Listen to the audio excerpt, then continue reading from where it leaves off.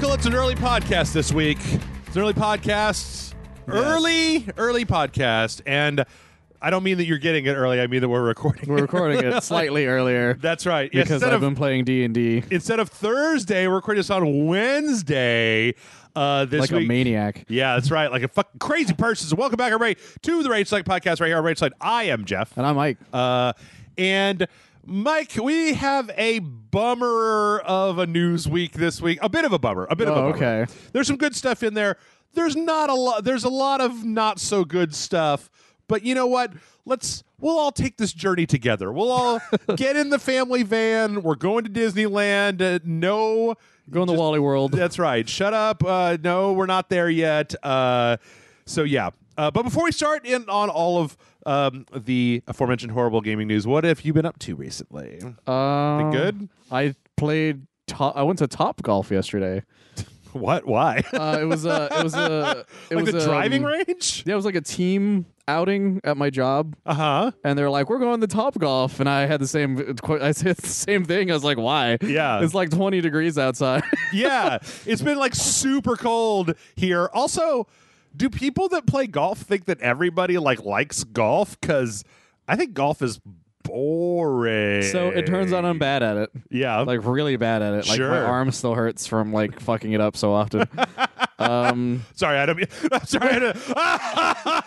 Your pain amuses me, Michael.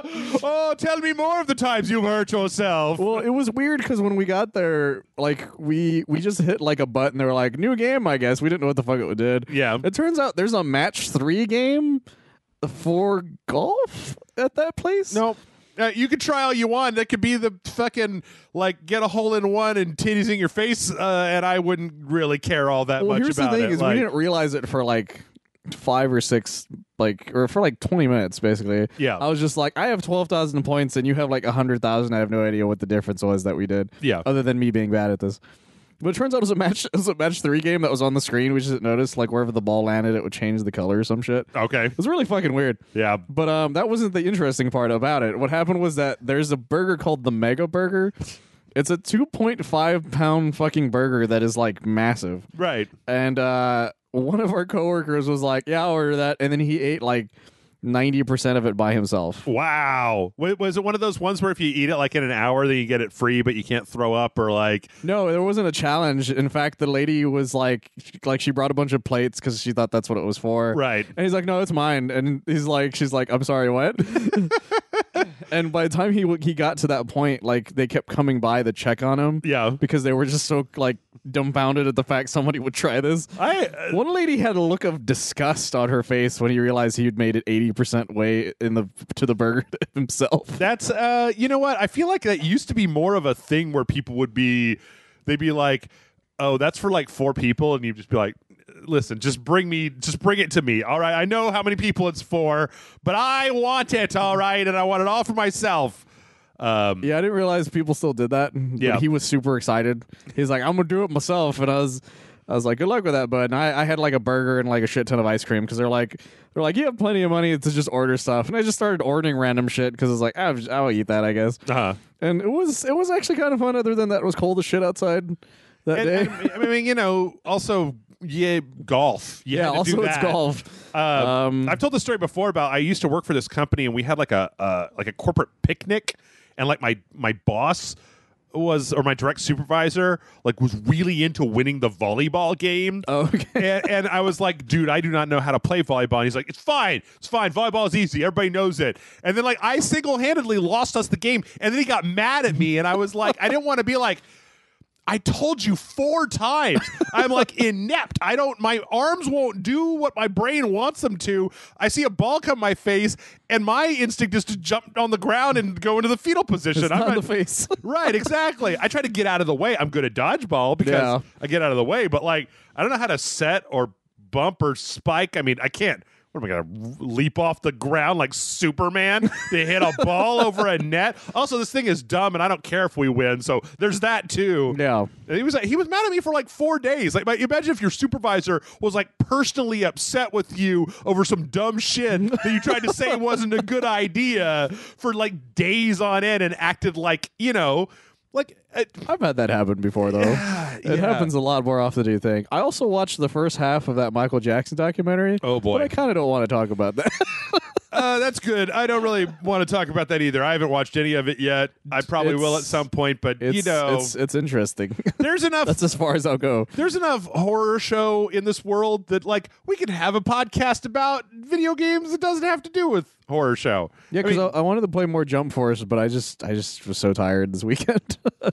Let's see. On Sunday, I myself had a couple of beers and I decided to watch that Weird City show on YouTube. Oh, okay. That Chris won't shut up about. And so I watched the first 2 episodes and I was like, man, okay, all right. I got some beers. I need something to do. So I signed up for the trial and I watched the rest of it and it was like, yeah, okay, all right, this is fine. But then I watched Cobra Kai. And everybody that's been telling people that like, no, really, like this is worth getting at least the sign up for like your free week or whatever. Yeah. That show is amazing. That's like one of the best nostalgia throwback shows. It's fucking Shakespearean, Michael. It's like Two Houses in Fair Reseda with like the Lawrences and the LaRussos. Oh God. Like and old wounds have opened again and now like we're back at it.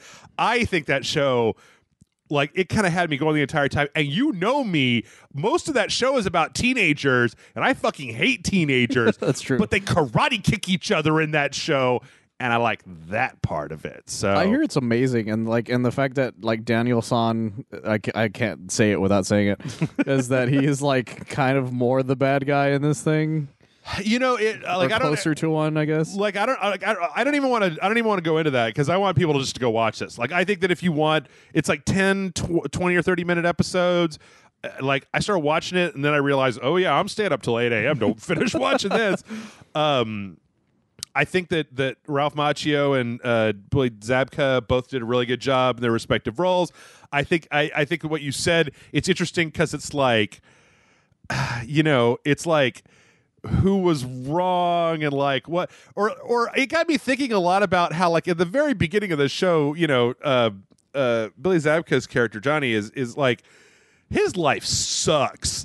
Like his life sucks and he just gets drunk every day and his life fucking sucks. And I was thinking about how like it's interesting how in the Karate Kid franchise, like we learned a lot about what happened to a lot of other people, like with Kreese and Terry Silver and like fucking Mr. Miyagi's whole journey and all that stuff. And it's like, but after the first movie, Johnny was just kind of gone. Like Kreese snapped his trophy in the parking lot, throws it away, and then he's gone from that franchise forever. And it's like, that ruined this guy. Like, oh, damn. He never really got over it. And so it's kind of a redemption story, but then, I don't know, like, it's just, there's so many moving parts in it. It's one of the best things that I've watched. Like, I literally would put it up there. I don't know. It was really, really, really good. And I honestly feel like it's worth the whatever the subscription thing is. I wish it was on some other service. I wish it was on a service that wasn't YouTube, because I honestly feel like it blows away a lot of the stuff that I've seen in a lot of different places, and it plays on the nostalgia in a really interesting way. Highly recommend. Go watch Cobra Kai. Of course, I might be a little biased because I did remember halfway through the movie when he pulls out the headband from the Karate Kid, and I was like, oh fuck, I went as the Karate Kid one year, and I took karate for like 8 years because I saw that movie when I was like 5, and then I wanted to do karate, and so I was in karate until I was like 12, and then I was finally like, fuck this. I was starting to become the shitty Jeff, like shitty early young Jeff, shitty young Jeff. I was just like, I want to play the drums. I don't want to do karate anymore. I mean, also, anybody who's taken karate as a child knows that the practical applications of knowing how to do karate. That's not great. No. I took karate for a couple years too. And you're like, oh man, this will be useful. Then whenever anybody like gets up in my face, I can karate chop them, except it's like, yeah, but they don't like play by the same rules as you, and they'll just kick you in the nuts and then hit you with like a pipe or something. And yeah, it does very little. I remember hearing a story of a guy, like a karate instructor, who was on top of the world until he got mugged and no one wanted to take his class anymore. Yeah. So anyway, if you have, even if you don't, I'm going to say this is one of those cases where like, if you watch a lot of YouTube, YouTube Premium is like $12 a month. Which It's like 10, isn't it? it's I thought it was $11.99, but I might be wrong. In any case, No, I might be thinking of the music thing or whatever. whatever it is, it's too expensive. Like if you're not into, because I looked at the rest of their like originals, and I'm like, I don't care about most of this. It is nice not having to skip ads, but Well, if you get it, you also get the music streaming thing they have. So if you're gonna get their music streaming thing to begin with, then it's a good deal at that point. oh, I don't. Yeah. What is their music streaming thing? I don't even know. It's what that just is. it's basically like Spotify. Just Why do they for have Google. Spotify? That's what I mean. It's just that, but with Google. Okay. Like there's like 3 or 4 of these kinds of things out there. So, Boo. but if you want to do it on your your Google Home or whatever, it's a good thing to have, I guess. Okay. Also, a few weeks back, John gave me the Bloodborne graphic novel, The Death of Sleep, which I just plowed through today. It's good. It's I good. read the first 5 of it. Well, here, you have this and read all the rest of them. You can bring it back or keep it. I mean, you know. Well, I have other ways of reading it. So, Oh, okay. All right. like, Fair enough. because there's more issues out right now. Last I heard, at least. Yeah, it was good. It was good. It was a short thing and a lot of like, hey, I know what that is. Hey, I know what That's that kind of cool. I love the reveal when he finally like sees the stuff. Oh, that's going to be a different comic because the main character don't ever see nothing in here. Oh, then it's probably after that. Then I guess because there's a point where like when in the comics that he finally sees the like crazy shit. You're just like, yeah, that's fucked up. Yep. Well, speaking of seeing crazy shit, let's get into the news. We're going to start with a nice, friendly, fluffy startup story, and then we're going to go right into the shit show. Yay! And then we're going to come out of the shit show, and then we're going to take some questions, and then we're going to finish up so I can get back to playing a game I hate. Dead or alive? No, Left Alive. It has alive in it. Yeah. Yeah, I'm not playing Dead or Alive. What are you talking about? What the fuck, man? You want to know about what happens to the chest of Ryo Hayabusa? Fuck no! So we got an announcement today from Nintendo that the 4th Nintendo Labo kit, the Toy-Con 4 kit, is going to be a Google Cardboard VR kit for the Switch. So it's going to be the cardboard from the Labo, but then you put the Switch console in it, and then it uses the gyros in the Joy-Cons to like track your head movement. And it's not like a full headset, but you can like put your head up to it and look around. And I was just like, wow, what a great idea, Nintendo. Like, it's not a big peripheral. It's just going to be like a $40 thing that you can go get and mess around with. And what was the name of the thing they had that was all in like everything was in red? The Virtual Boy? Virtual Boy? Mm-hmm. Yeah, I'm getting some Virtual Boy flashbacks on this thing. The Virtual Boy was all in red. This is not all in red, but I don't know. But It looks can like it be? it looks like there's like a camera one and like an elephant one and like a bird that you put on your face, like a big turn your face into a bazooka. Sure. I don't know what any of this is. I like the idea. Yeah, I don't know what any of it is. I mean, like I had the I never got around to putting together the rest of the first Labo that I had. But yeah, I mean, like it looks. Oh, it's a blaster. Looks pretty cool. Yeah, put a blaster right on your face. It's a master blaster. I'm glad to see they kept going with this because I thought that after the first couple they would probably just stop. But yeah, I'd assume they would just stop making Labo, but that's actually kind of neat. yeah, especially because I mean these are coming out on April 12th. I don't know what the cost is. Oh, okay, so it's going to be the starter set and the blaster, and then there's a camera and elephant and bird and wind pedal. What is I don't know what that means.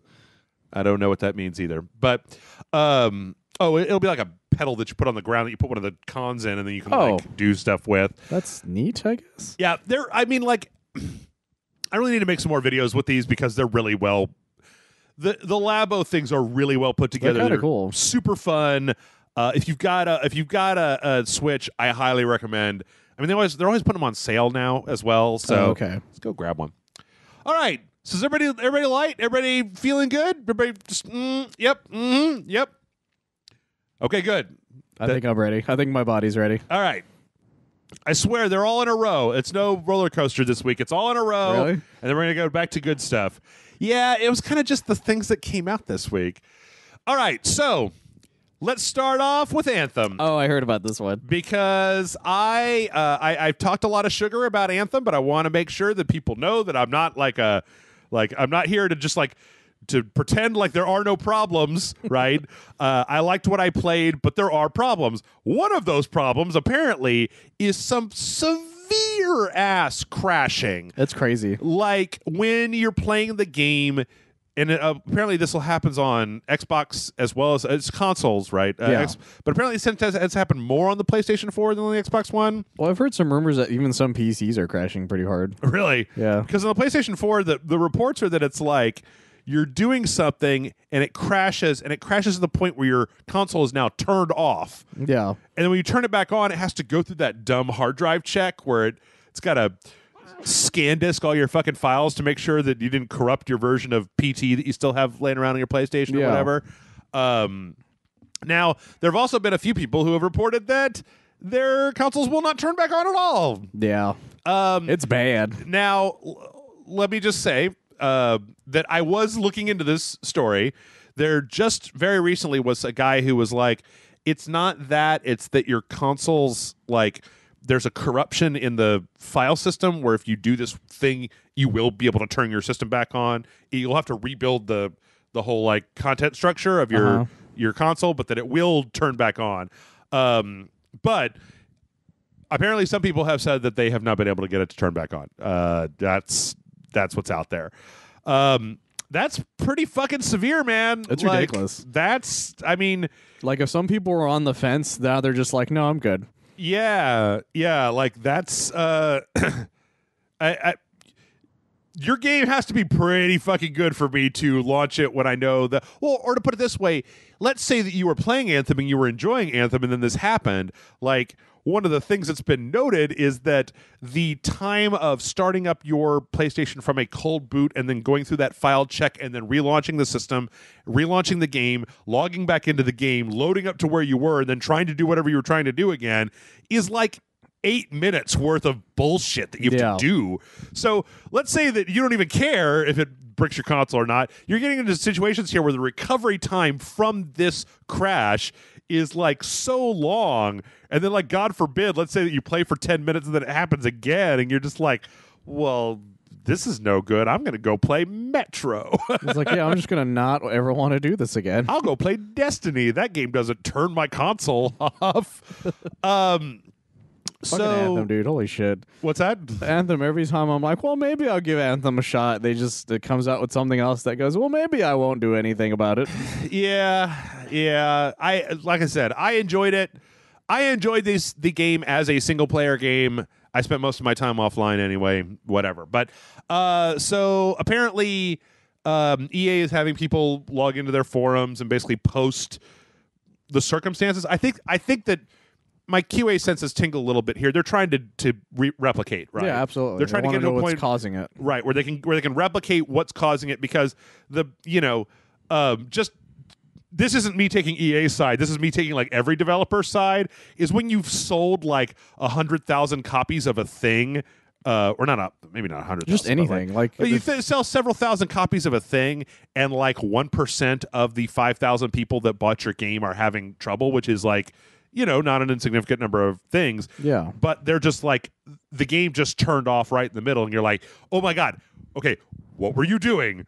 What level were you? Where were you? What did you press? Did it happen as soon as you pressed the button? Like, did you mod anything? Like that kind of thing. Right. Like when you're doing like a QA, when you're trying to replicate in QA, replicating a bug is super critical, because it's ridiculously critical. If you can't replicate it, then you don't know if it's fixed or not, right? Like, you don't know if it was just the fluke. Right. You don't know if it was just some bullshit or your PlayStation's fucked up or whatever, which I'm not saying that that's the case. What I'm saying is that, I feel like a lot of times when we get into this, people are like, fix it! And it's like, well, you got to tell me how it broke so I can make sure it was something on our side. I would be relatively certain that EA wouldn't launch this game with I don't know, maybe they would. They do suck. I mean, they do suck, right? EA does suck. Maybe they would launch this game knowing that there was this bug that would just like, I would be surprised. Fuck people's shit up. But they probably thought they patched it out or something, I bet you. Yeah. I mean, it's like I've seen some people like really hammering on this as like a Frostbite problem, but like it doesn't happen in Battlefield 5 or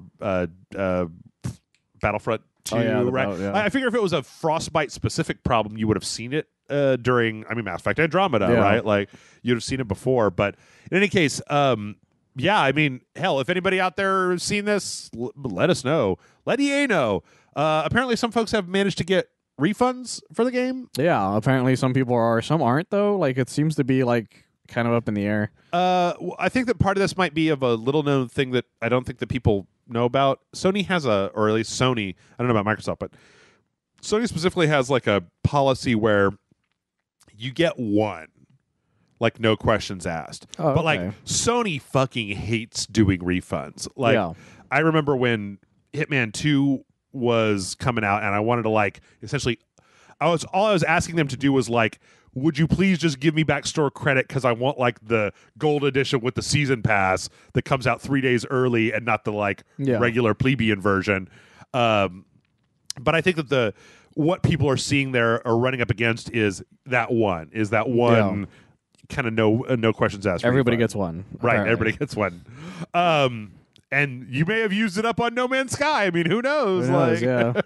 I haven't used mine apparently, as far as I know. That does bring up an interesting question, though, is like, how beholden do you think a publisher is to immediately give people their money back without even, like at the first sign of bug, right? Like at the first sign of like, I think it's the extremity of it, because like, this is so extreme that I have an idea. Like I feel like it's a good thing to try. Yeah, but if it's just like, well, the guy kind of disappears when I'm talking to him, it's like, well, that's just a random ass thing that happens. Yeah, so I mean, and also the question becomes, if this is fixed by next week and we never talk about it ever again, like, yeah, I mean, what's the thing? Again, I am not trying to be on EA's side. Oh no, these are just interesting questions to me about like what severity, like where is the severity that you should be able to get in a refund? Because I mean, this goes back to Sony. So again, Sony fucking hates giving refunds. Yeah, like it is like pulling teeth to get a defective product refunded. Nintendo's the same way. I bought Tokyo Mirage Sessions Sharp FE off of the Wii U store, and it wouldn't launch. And it took me like 45 minutes to be like, listen, the game won't boot. Like, I need my money back to go buy this game at the store. The game will literally not start up. Please give me back my money. They hate it. I mean, like Steam is pretty good about that. No, most places won't do it, like unless it's asked by law. Yeah, and even then, they apparently don't do it sometimes. Now, personally, I've always said that I think that if we had the ability to get refunds, like if there was some kind of law that said like a refund must be something that you can get for a product that you are not a defective product, but a product that you are dissatisfied with. Yeah. That like I think that would be a really good thing for like Europe has it. What's that? Europe has a law like that. Yeah. I think it'd be really good for the game industry because it meant that they couldn't bait and switch anymore, right? Absolutely. Like if they put out No Man's Sky and then the day after Best Buy had to, your Best Buy had to take back 40 of the 60 copies of No Man's Sky because everybody was like, what the fuck is this? Then like companies would have to be vigilant. They couldn't put out crap with a day one patch. They would have to like, or else risk that they're going to get a bunch of people bringing the game back. I like how Fallout 76 kind of still got stuck in that kind of thing, though. Yeah. Like where people just weren't buying them, so these stores were just stuck with them. Yeah. Like I heard about what was like a German place was like, if you buy an Xbox One that comes with Fallout 76, we'll just give you another copy of Fallout 76. Oh, like a BOGO. Like it was bad. Like it was ridiculous. Wow. All right. Well, let's see. Speaking of game companies with bad releases, let's go back and talk about my favorite game right now, Left Alive, because Left Alive launched on Tuesday, but over the weekend it launched in Japan, and apparently in Japan it was so poorly received that Square Enix patched the PS4 version so you couldn't stream it with the streaming app that was on the PS4. Oh, God. Like, they literally just turned off all streaming for it, like, the day after it launched because people were just showing it and being like, look at this crap. And they were like, and, that's unfortunate. Yeah. Michael, I think people tend to forget Square Enix is a very mixed bag. Like, Oh, how? Absolutely. Holy shit. they are not EA, but they are not exactly CD Projekt Red. Like, just because Kingdom Hearts 3 came out doesn't mean that The Quiet Man isn't a thing, right? Or Yeah, that holy shit, the Quiet Man. or that Left Alive isn't a thing, or, you know. Or their weird-ass business decisions involving Tomb Raider and Hitman. yeah, them cutting IO loose, or what they expected out of the Tomb Raider reboot. You know, Square Enix they're not your best friend, No, man. they're crazy people. They're selling you nostalgia, and in this case, yes, they disabled it. Apparently, now that the game is out worldwide, they put out a patch that takes that limiter off so that you can stream it. That's so fucking weird. It is. Just to let you know, I mean, like, the other thing with this game is that when you beat a chapter in this game, like, the game has all these, like, really shoehorned in bad, like, Mass Effect dialogue trees, and you can fail them, and if you fail them hard enough, you fail these side quests. Huh. And, like, at the end of every level, it brings up a screenshot showing, like, what you did and, like, what basically how many of these quests you completed. And, like, every time that happens, it brings up that dumb, like, you cannot take a screenshot, or yeah. you cannot. And I'm like, why? What information is on this screen that you don't want people to see? I mean, anyway. Yeah, because it's for like achievements, it'll pop up, or trophies, I guess. Yeah. Yeah, it's so weird.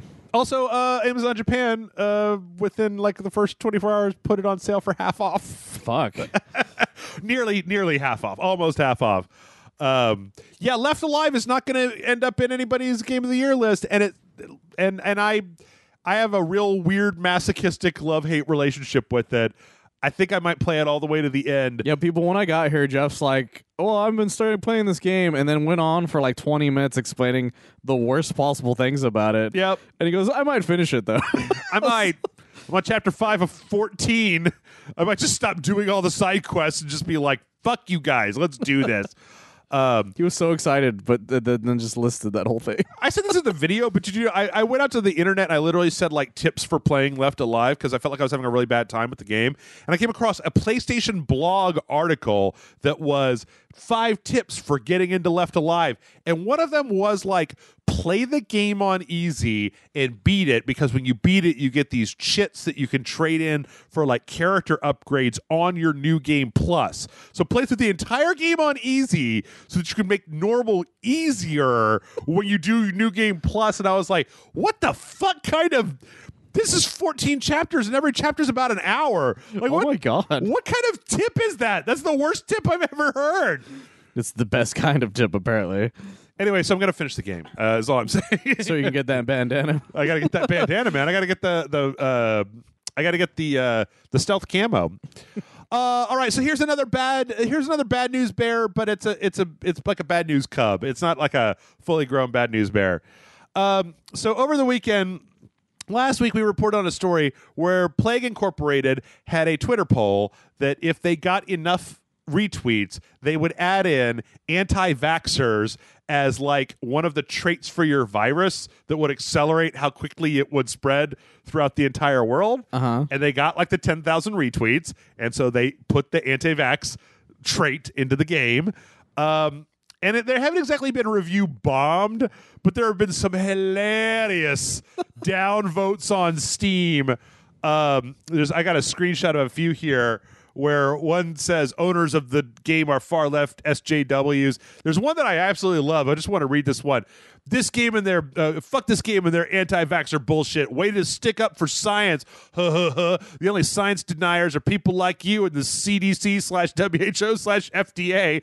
There's tons of examples of the reason people are even getting polio anymore is from the vaccine. Not to mention, we have the highest infant death rate amongst Western societies to date. Yeah. What the fuck? Yeah. I'm sorry if you're an anti-vaxxer. I don't care. Like I'm not sorry if you're I'm an not anti-vaxxer. sorry. Yeah. I mean, you're gonna kill your kids. I'm gonna tell you that right now. I'm sorry that you're listening to this podcast, and I'm sorry that you disagree so vehemently. I don't care about. I don't. There's a YouTuber that I really like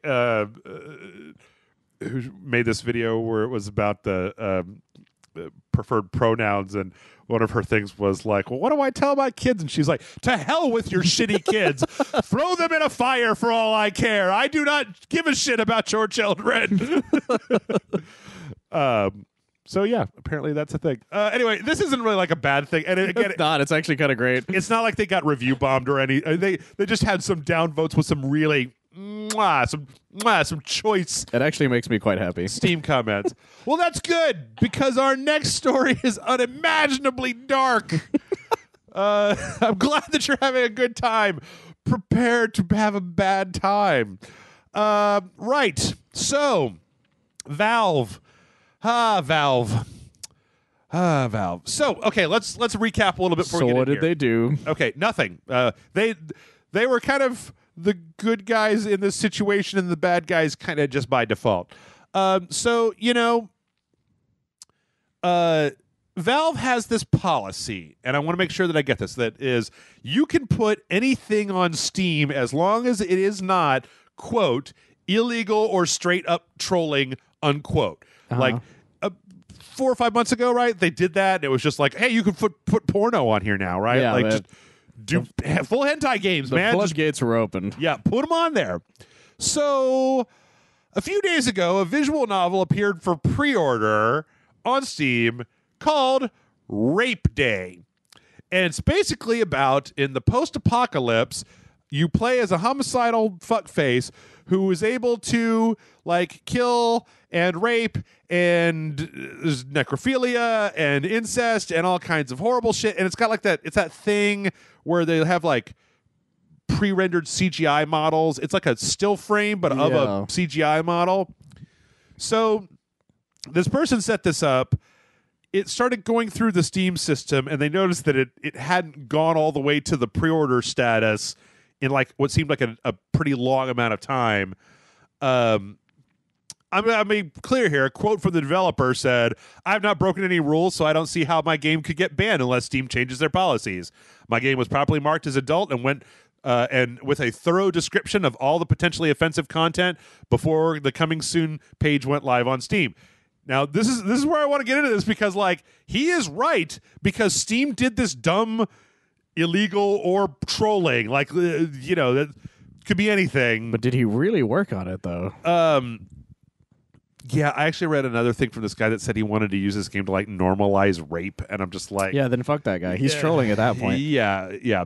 So anyway, Breaks the rules. Done. Steam did indeed delist it. They said they're not going to allow it on the store, and in a post they said much of our policy around what we distribute is and must be reactionary. We simply have to wait and see what comes to us via Steam Direct.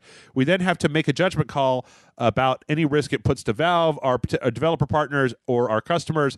After significant fact-finding and discussion, we think that Rape Day poses unknown costs and risks and therefore won't be on Steam.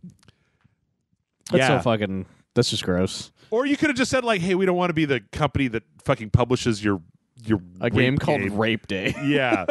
Like, I'm sorry, but that's no one wants to title anything that. It's interesting because it's a clear it's very clear, right? Is like Steam puts out this very vague policy. You know how many games on Steam now are just like, that puzzle where you have to like move around the blocks to make the picture become the real picture, and then when it's done, it's just hentai. It's just fucking animated girls. I played a lot of those when I was like 12.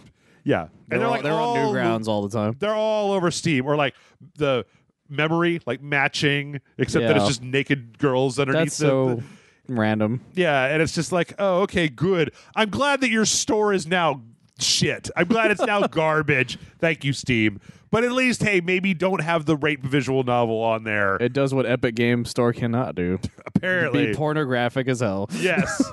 Yeah. But It's like the Sega thing. But like, the thing is that look, this is Rage Select, and we've played some fucking porno games. You've played some porno games. I've played a lot. Amanda and I played a lot of porno games on Rage Select. There's a really good Metroidvania, I'm not going to go into it. It's like, but like the thing is like, they don't ever seem to be publishing good ones. It's just visual novels and match 3 like see some anime tits, and they're literally called like Anime Tits Match 3, and like the description is want to see anime tits match 3 things. And it's like what like what. Maybe this is just something that I've been asking for forever. You remember that episode of 30 Rock where Tracy Jordan makes a good porno game? And I've been waiting. Frank's like disappears for like a month or something. And I've been waiting forever for there to be such a thing as like a good pornographic video game. But I'm sure they're out there. No. Somewhere. It's all just Senran Kagura. It's all just like Exceed Tit Ninja games, right? Like, I don't know. Anyway. So yeah. That's a fucking horrible thing. That's a thing that happened. Don't do that. Just don't do it. Anyway, last week we had another horrible story. I heard about this. About THQ Nordic having a AMA on 8chan. And if you didn't listen to last week's show, then like 8chan's a thing apparently. Well, I know 8chan is definitely a thing, but like it went about as well as you thought it would go. Which was to say about as bad as it could possibly have went. Oh, boy. And they apologized. But this week, their parent company apologized. Oh, God. Yeah, going out there basically saying, I mean, listen, I don't need to read it to you. It's all that same, like, we've implemented new things to make sure this never happens again and blah, blah, blah, blah, blah. Where it's like, I don't understand how it happened in the first place. It literally should not have happened in the first place. Yeah. I mean, like...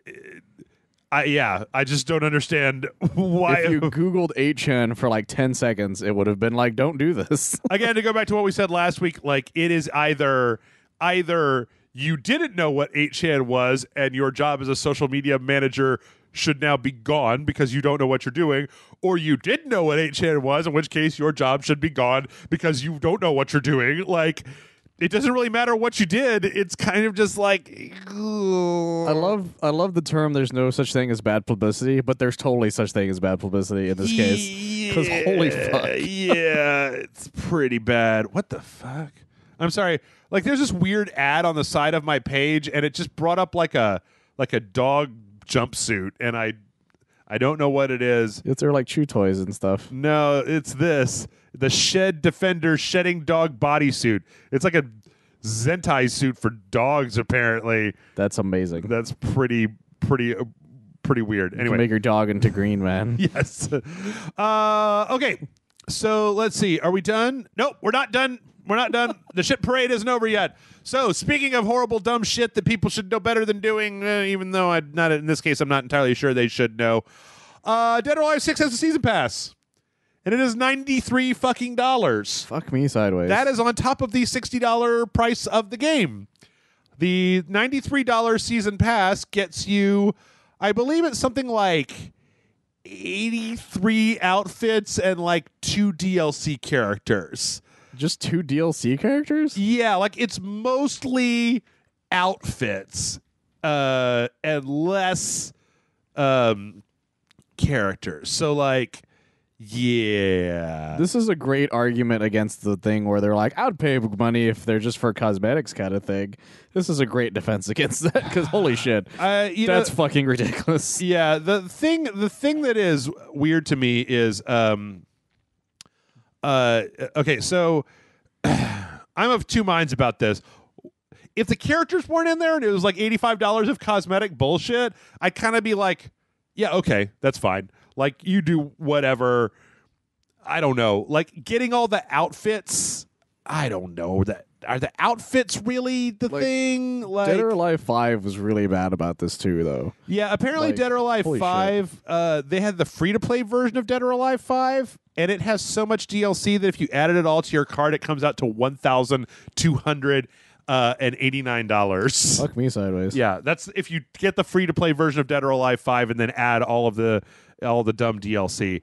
So anyway, let's just do the old refrain, right? Like, let's try out all the old favorites so that everybody knows where we're coming from. Okay, ready? Don't pre-order things until you know whether they have shitty season passes or not. Don't buy season passes because that encourages developers to do dumb shit like this. And above all else, remember that Japan doesn't give a fuck. Like, No, they do not. Every week on the PlayStation Store, there's like 8 Senran Kagura outfits, and they're all like $1 or $2 a piece. Like, that game has hella DLC. Yeah, Gundam Versus DLC is really expensive as well. Yeah. For PS4. Like, fuck. I mean, like, here's the thing. Season passes on that one. The only way for us to get out of this quagmire is for people to not buy this shit. Don't buy it. Like, do not purchase it. Like, if they can't make any money off of it, I mean, you remember that, what was that game?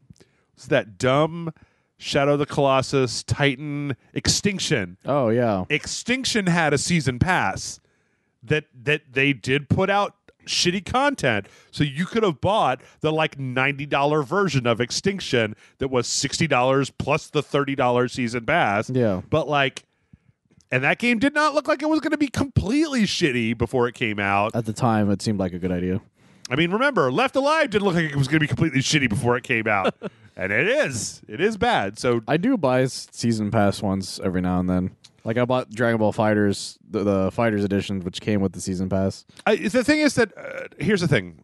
I think that it's worth evaluating. Like, I don't generally like pre-orders, and I generally don't like season passes, but like, I will tell you right now that I am going to pre-order Mortal Kombat 11 to get access to the beta, and I am going to buy the full Monty version because NetherRealm has shown me that I'm going to want all the DLC.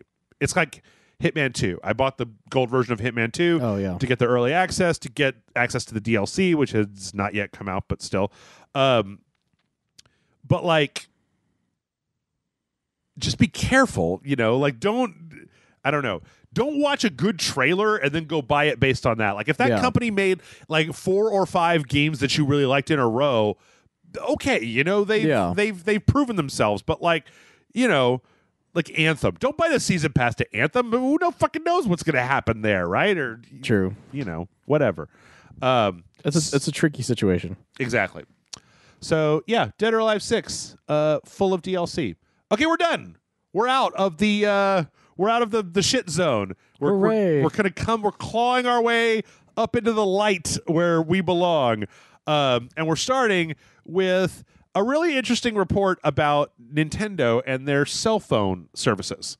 I don't know if you read this, but this was actually an interview with the Wall Street Journal with one of the developers that's making their games, Cyber Agent Incorporated.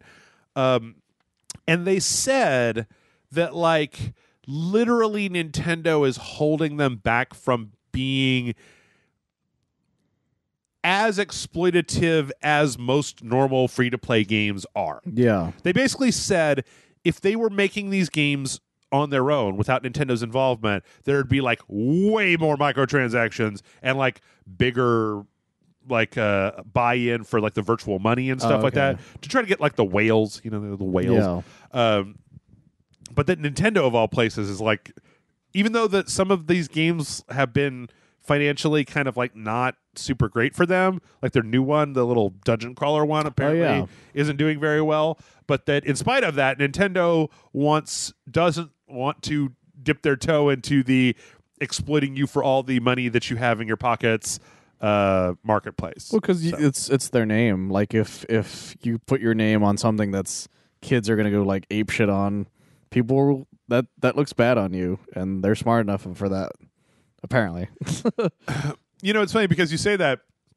I think, like, I feel like most companies should be smart enough not to do dumb shit like that, but then you have an AMA on 8chan and you release a $90 season pass, and you make it so that people can put rape games on your platform. Like, but Nintendo's the family guy, so that's why. I think that's why they're better at it than everyone else is. I would just say, I doff my cap to you, Nintendo, for being like not the worst, biggest piece of shit out there.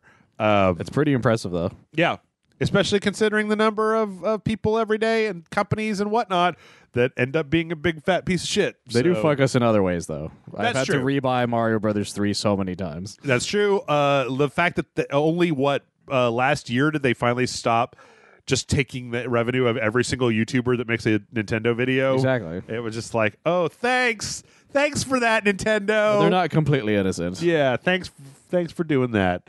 All right, that's a warm-up. We're all good. We're limber. Because now we got the really good stuff. Now it's time for the trailers. Oh, yeah. And our first trailer, actually, it's not even a trailer. Actually, it is a trailer. Never mind. I'm messing with you.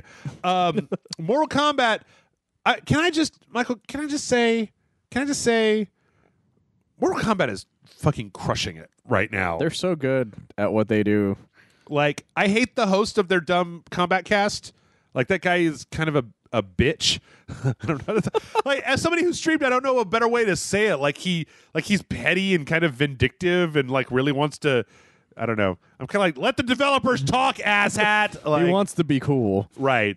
But as far as content goes, they're slaying it. They are slaying it. So we got the full official Mortal Kombat story trailer that came out. I just want to make sure I've got everybody's name correct here. So we got to see, some of the stuff has been in like a variety of different places, and they've mentioned it, but we did, I feel like, get a really good look at the new villain, quote unquote, the question mark, Kronika, who is like the time elder god. Yeah. Who like Raiden's, at the end of Mortal Kombat X, right? Raiden has like turned evil and he's imprisoned Shao Kahn. And he's become really militaristic. He's turned into Dark Raiden. And so Kronika is like, she is bringing Mortal Kombat fighters from all over time together to fight against this threat. And that means we got some combat on combat action. Like, there are 2 Johnny Cages. Which is the best fucking thing about this trailer. Fuck yes, it is. Like old grizzled combat vet Johnny Cage, and then like Mortal Kombat 2 looking like a dumb idiot Johnny Cage. I love Johnny Cage a lot, and the fact that at the end of Mortal Kombat 9, the Earth's mightiest fucking champion is now Johnny goddamn Cage. Is now Johnny Cage. It's like the best thing ever. Fuck off, Liu Kang. I've had enough of your bullshit. We see Kotal Khan and Aaron Black and the Combat Kids, or at least Cassie Cage and what's the Jax? What is her name? It's a play off of Jax too. Jackie Briggs. Jackie Briggs. Yeah, because he's called Jackson Briggs and she's called Jackie Briggs. Exactly. I actually read a really dumb editorial about this when I was looking for this trailer, where there was somebody, it was on like Kotaku or I don't know where it was. Somebody was just like, yeah, you know what? This just looks like every other Mortal Kombat where there's just all this story, and then it's like you have a bunch of fights, and then you go back to the story. And like, I don't know why we can't get something more interesting than that. And I'm like, shut your fucking mouth! You didn't play Dead or Alive 6 or fucking Soul Calibur or Street Fighter 5. Like, the thing that NetherRealm does better than anybody is these dumb stories. Please shut up and let me have my dumb Mortal Kombat story. I care about Mortal Kombat stories more than I care about any other fighting game story anymore. Yeah. My God, this looks amazing. I mean, every time it comes up, I'm just going to keep saying, like... They have an actual intricate mythology. Yeah, like it looks really good. I like everything I'm seeing. The graphics, I mean, even just like the graphics, the cutscene, the tone, like what's going on, all of this. Hooray. It looks like the biggest thing that NetherRealm's ever done.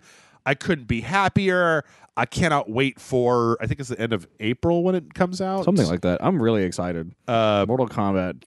Yeah, end of April. They're so good at making me excited about stuff. Yeah, I'm so fucking NetherRealm is, you guys killing it. You're killing it, NetherRealm. And this one even looks like way better than, I mean, like, to me, Mortal Kombat X was okay, but 9 is still like the gold standard. 9 is so fucking good. I've replayed 9's story so many times. Yeah, but the idea that, I mean, like, this looks like it could, I don't know, maybe even be better than that. I don't know. I'm pretty excited. I mean, because, like, 9 is just a rehash. It's a really, really good rehash. Yeah. But it's still a rehash.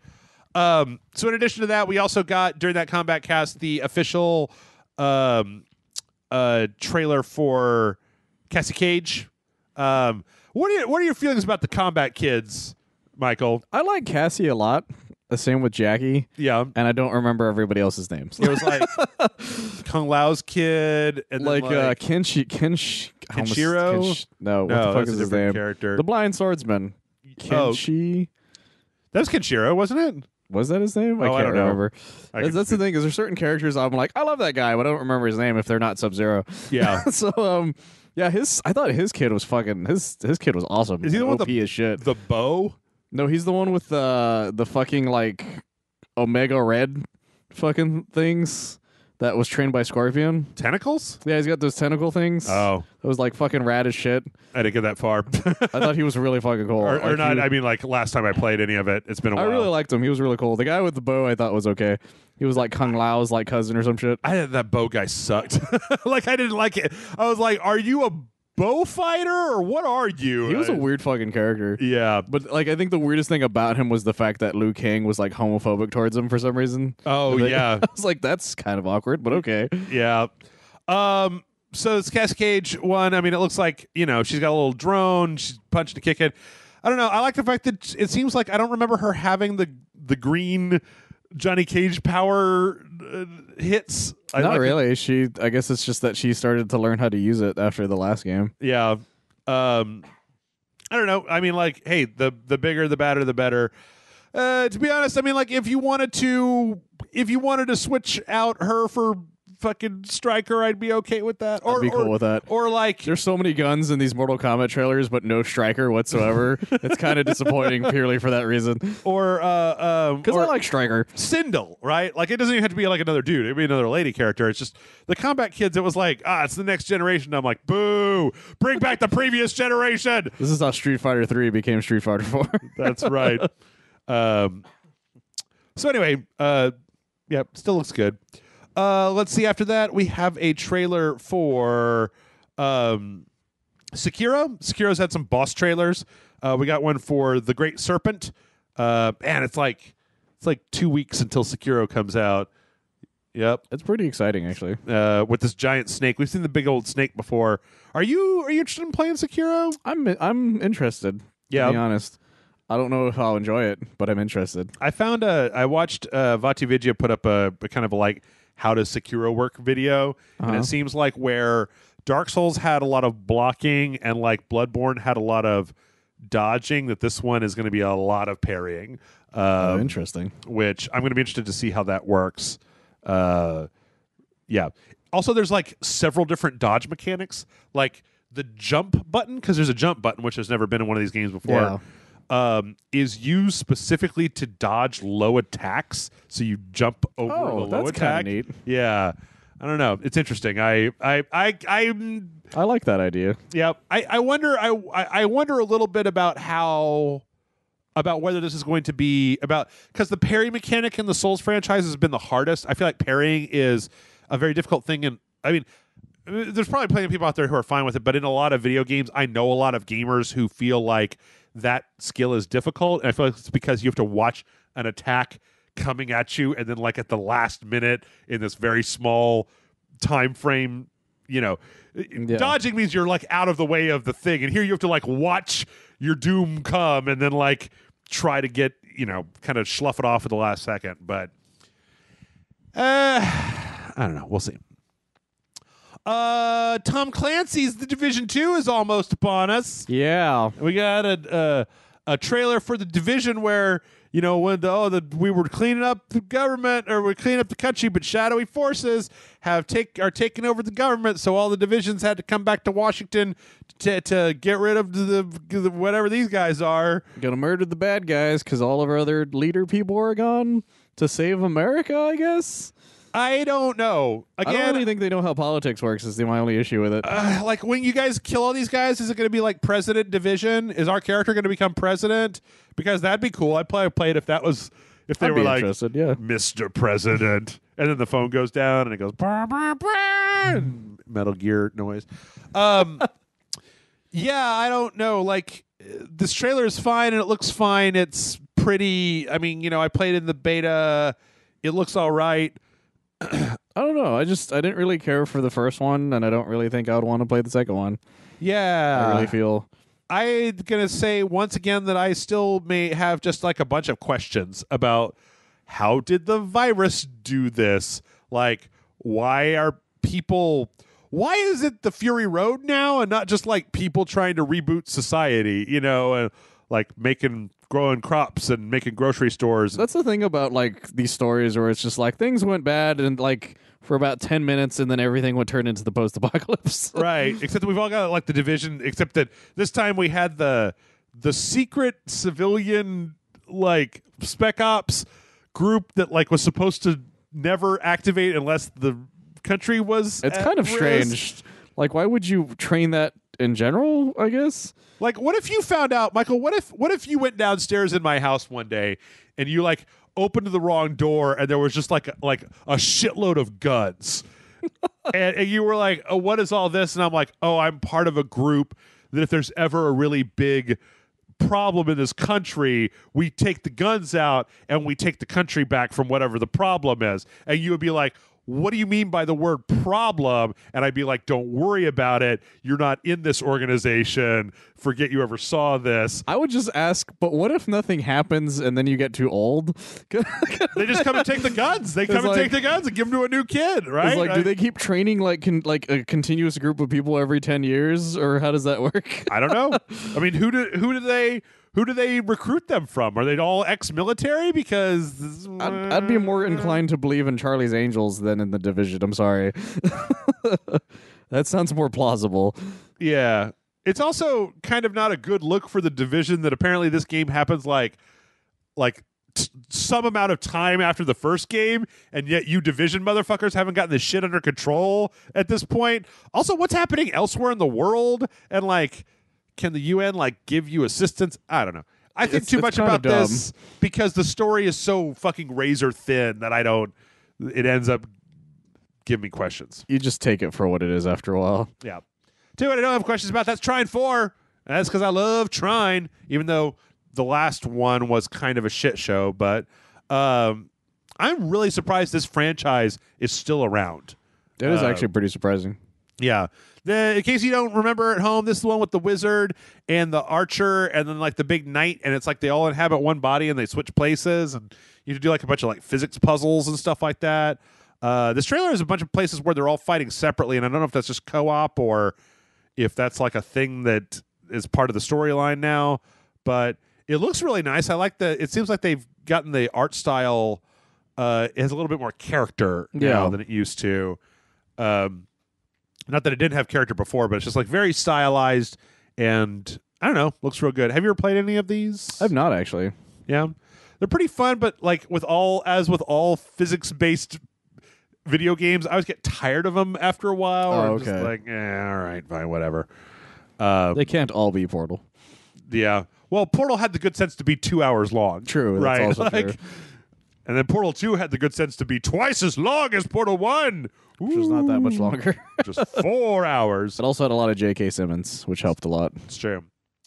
I tell you what else helps. That's Samurai Swords. Last week at EVO, we got a Samurai Showdown 2019 trailer. I'm legitimately really excited about this game. Yeah. I had a friend who was a big fan of this game, and I would play with him every now and then. I sucked at it personally, but he was really good at it, to the point where if I fought him in Capcom versus SNK2 and he used the guy from Samurai Showdown, I was going to lose.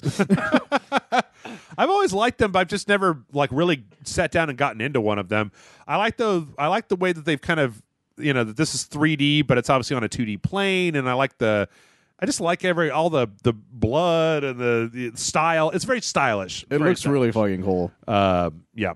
I really liked the last. It's not the same developer, but like that's both SNK with the last King of Fighters game, right? I think so. Because I really liked the last King of Fighters game more than I ever thought that I would. I was surprised at how good that game was. Yeah, me too. And then finally on the trailer parade, let's go to sunny Hawaii. We got a trailer for Shakedown Hawaii, which is the next game by V Blank, and that's the company that made Retro City Rampage. Did you play Retro City Rampage? I did for a little bit, but I didn't get very far in it. Oh, okay. I finished it because, of course. But this looks like Retro City Rampage in Hawaii, and you've got 3 different characters here. It's like an aged CEO, his horrible DJ son, and then like an operator kind of character. Yeah. And you're kind of going around just smashing shit up and buying shit. There's like all this weird like we have to rebuild our corporation, and It plays on a nostalgia that I always forget that I have. Yeah. Which is original Grand Theft Auto. oh yeah, Because I remember growing up on original Grand Theft Auto 1 and 2 and what was it? Grand Theft Auto London, I think was the name of it. yeah. Which was this little top-down murdery thing that if you took the game out of your PlayStation and put a CD in, it would play the radio with your CD, which was fucking cool as hell. I played it on the PC when it came out. I don't think I had a PlayStation at that point. I was a big fan of those two games. That's why Grand Theft Auto 3 blew my fucking mind. Yeah. Because I remember original Grand Theft Auto and having a lot of fun with those games. Because you're like, you went from this to this? Yeah, it was like, what the fuck happened? Yeah. Anyway, this was pretty fun. If you're interested in the first Retro City Rampage, I can't see why you wouldn't be interested in this game. So check it out. It looks really intricate, too. Yep.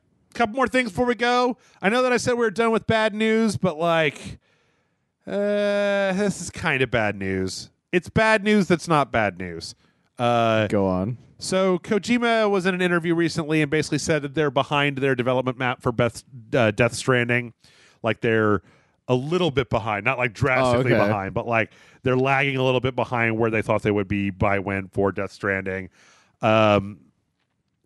That sucks. I mean, he basically just said like, yeah, sometimes you get backed up. And to be honest, I'd be willing to wait until 2022 for the game if it's the best game that Kojima can make. Honestly, I would have been surprised if he had said he was ahead of schedule that everything was, or he was on schedule. Yeah. Because we don't know what the fuck he's doing still. That's correct, yeah. Like Kojima's just like is doing some crazy shit, and I would have been surprised if he's like, everything's going according to plan. Yep. Because I bet you every developer in that room is going, what the fuck are we doing? Yeah, apparently everybody, yeah. And he's like the baby and Guillermo del Toro and Norman Reedus, and they're just like, he's lost his fucking mind. The game is somewhat playable, and he's been playing it, like sussing out the things on it. So yeah, I don't know. My hope was that it was going to come out this year. I don't think that's going to happen. I don't see it happening. I don't think it's every gonna happen. time he comes out with something new, I'm like, when is this happening? Is this still happening? I don't even know anymore. It's easier with Kojima to just pretend like it's never going to come out, and then you'll be like, holy shit, is Death Stranding coming out next month? Woo! I'm expecting him to like show up covered in bandages and pretend that it has nothing to do with Death Stranding. Right. Like the fucking Metal Gear Solid 5 was so crazy. Show up with a baby. Show up with a Norman Reedus mask and a baby somewhere. Exactly. Yep. It's it's gonna be so crazy. Yep.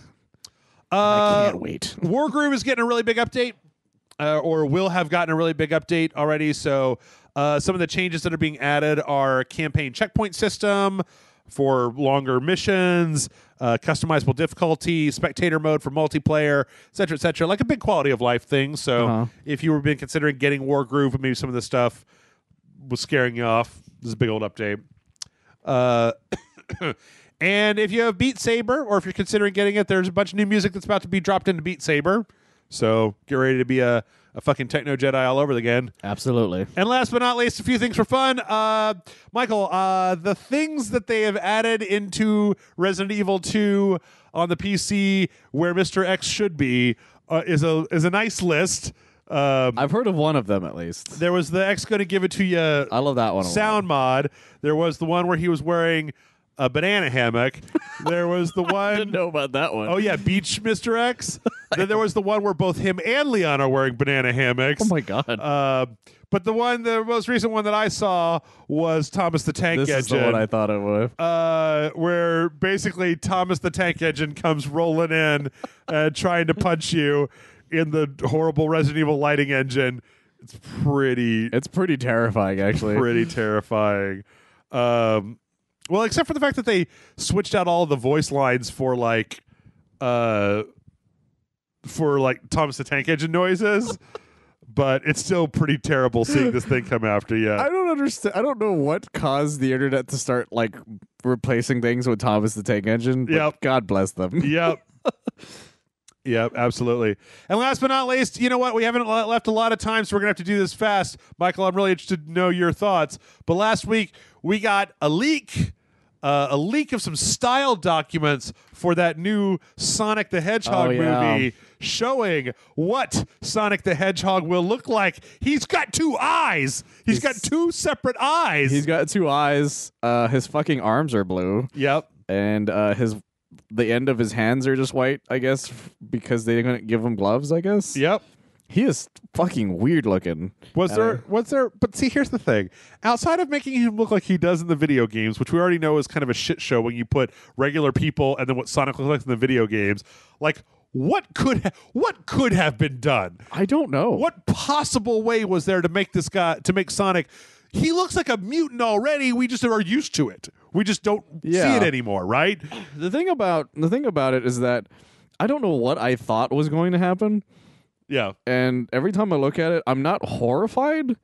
I'm just like, it's not as bad as I thought it would be, but it's not exactly wowing me.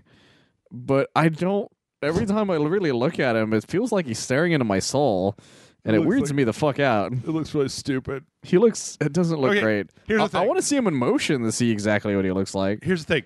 It looks really stupid, but again, I'm just going to say to you guys, like there was no scenario of putting Sonic fucking Hedgehog in a live action movie that wasn't going to look weird. Even if he had one eye, I think it would look even creepier. Yeah. If it was one big glassy, just one giant eye. Yep. With those pupils too, actually. Yep. And I don't know what the fuck I was expecting, and I don't know what I wanted either. I didn't want it to begin with.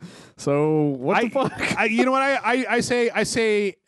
Internet, Sonic fans, show me what you wanted, right? Because I don't know. I don't like a realistic hedgehog, but it's blue. And actually, it talks. I would have loved that. Actually, that would have been amazing. And it just pew, like that would be all right.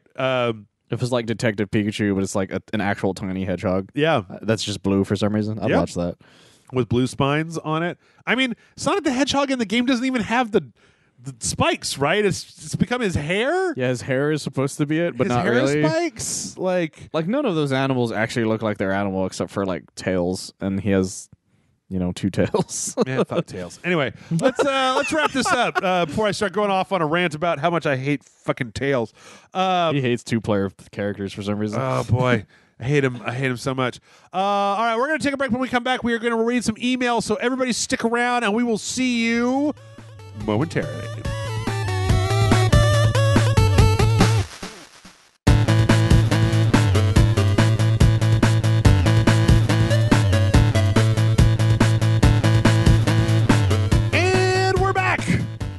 And Michael, we don't have a lot of questions this week, but we're gonna just get through however many we can. Sometimes questions go places. Sometimes we go down those rocky roads. So mail@rageselect.com is the email address if you want to send in your marshmallows and nuts. Our first one this week comes in from let's see. I'm gonna call you M. It's right there in this thing. Well, if they don't say it in the body of the email, I don't read it. Okay, so, I was just saying. Yeah, I don't read it unless they say it. I'm pretty sure I know who this came from.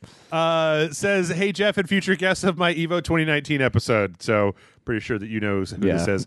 So last month I decided to play Yakuza Kiwami thanks to PS Plus download, and I came out of playing that game genuinely surprised and now super interested in where the series is going next, thanks to the telenovela-like plot twist around the end. Being that I've never touched this series until now makes me feel like a fool having this game in my library for months and not jumping on it immediately. So my question is this: what was a series from any medium that you've had on your waiting list forever, only to get into it and then feel dumb for not jumping into it sooner? Thanks, and take care of your figures better, Michael. At least dust the goddamn things. And that's from... I don't really dust my figures, yeah. From M. So a franchise that you didn't get into for a long time, but then when you did get in, you were like, oh, shit!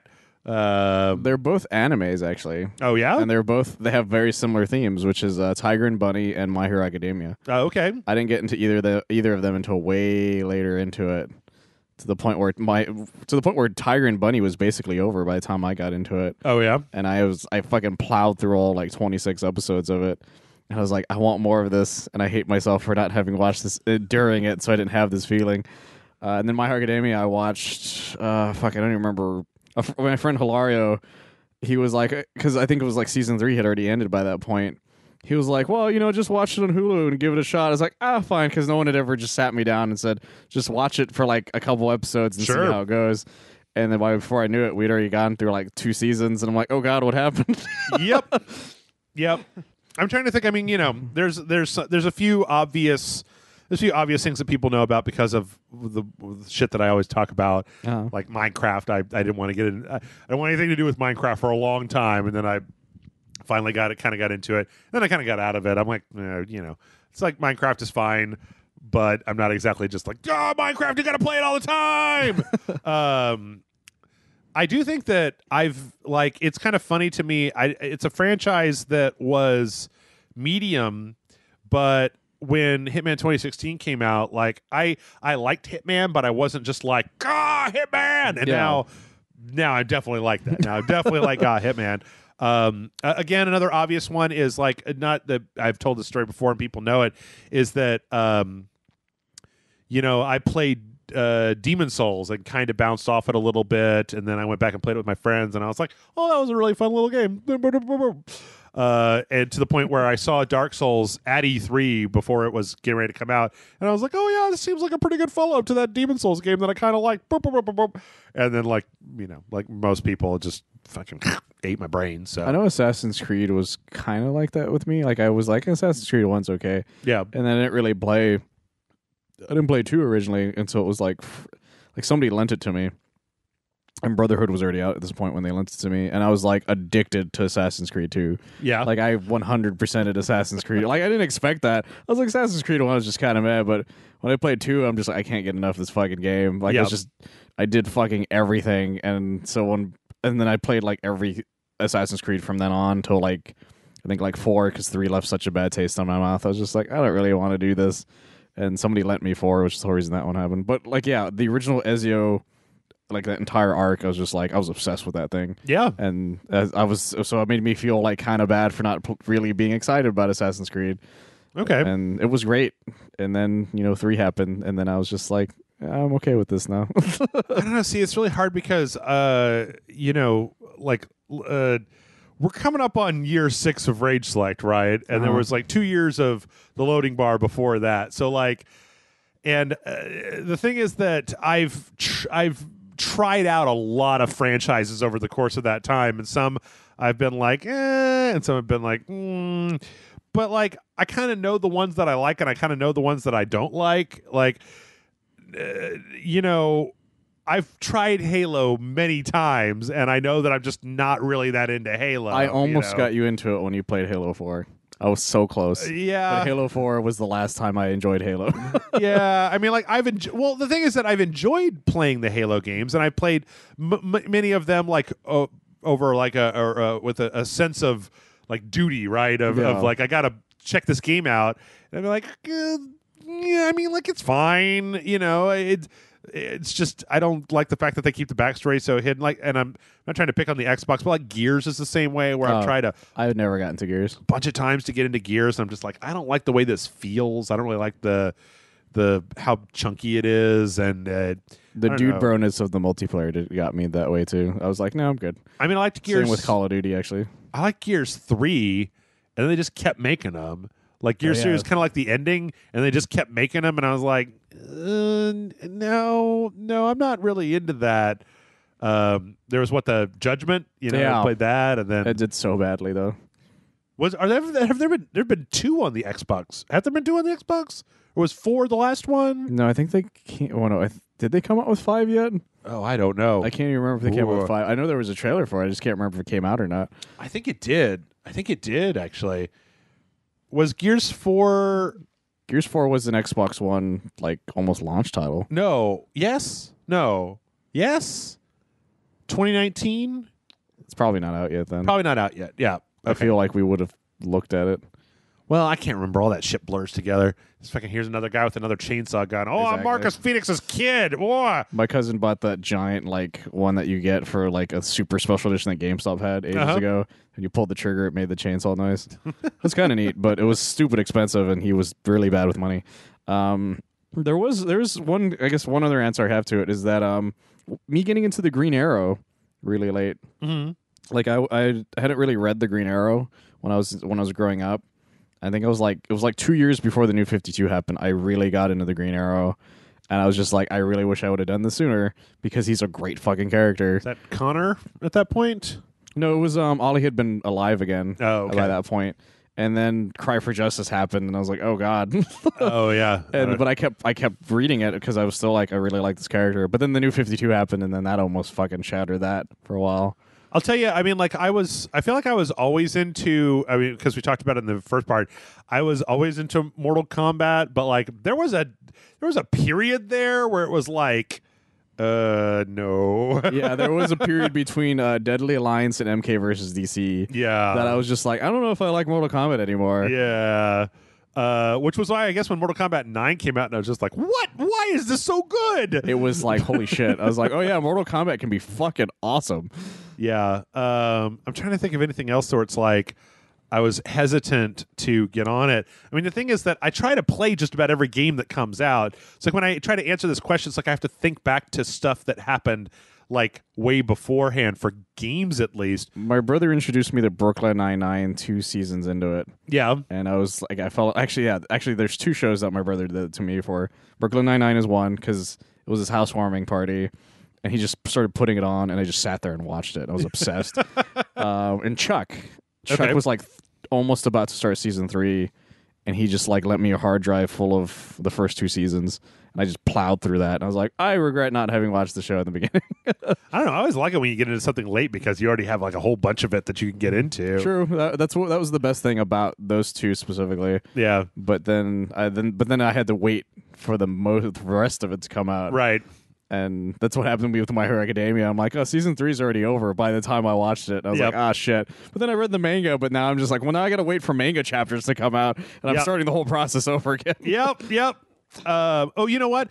It wasn't until I think the end of season 2 of The Good Place where Grant would not shut the fuck up about The Good Place, and finally I was like, well, let's see what this Good Place is about. And I was like, oh my God, I love this show so much. Actually, that's exactly what happened to me too. Yeah. Except it wasn't Grant, it was Chris that was doing that to me. Yeah.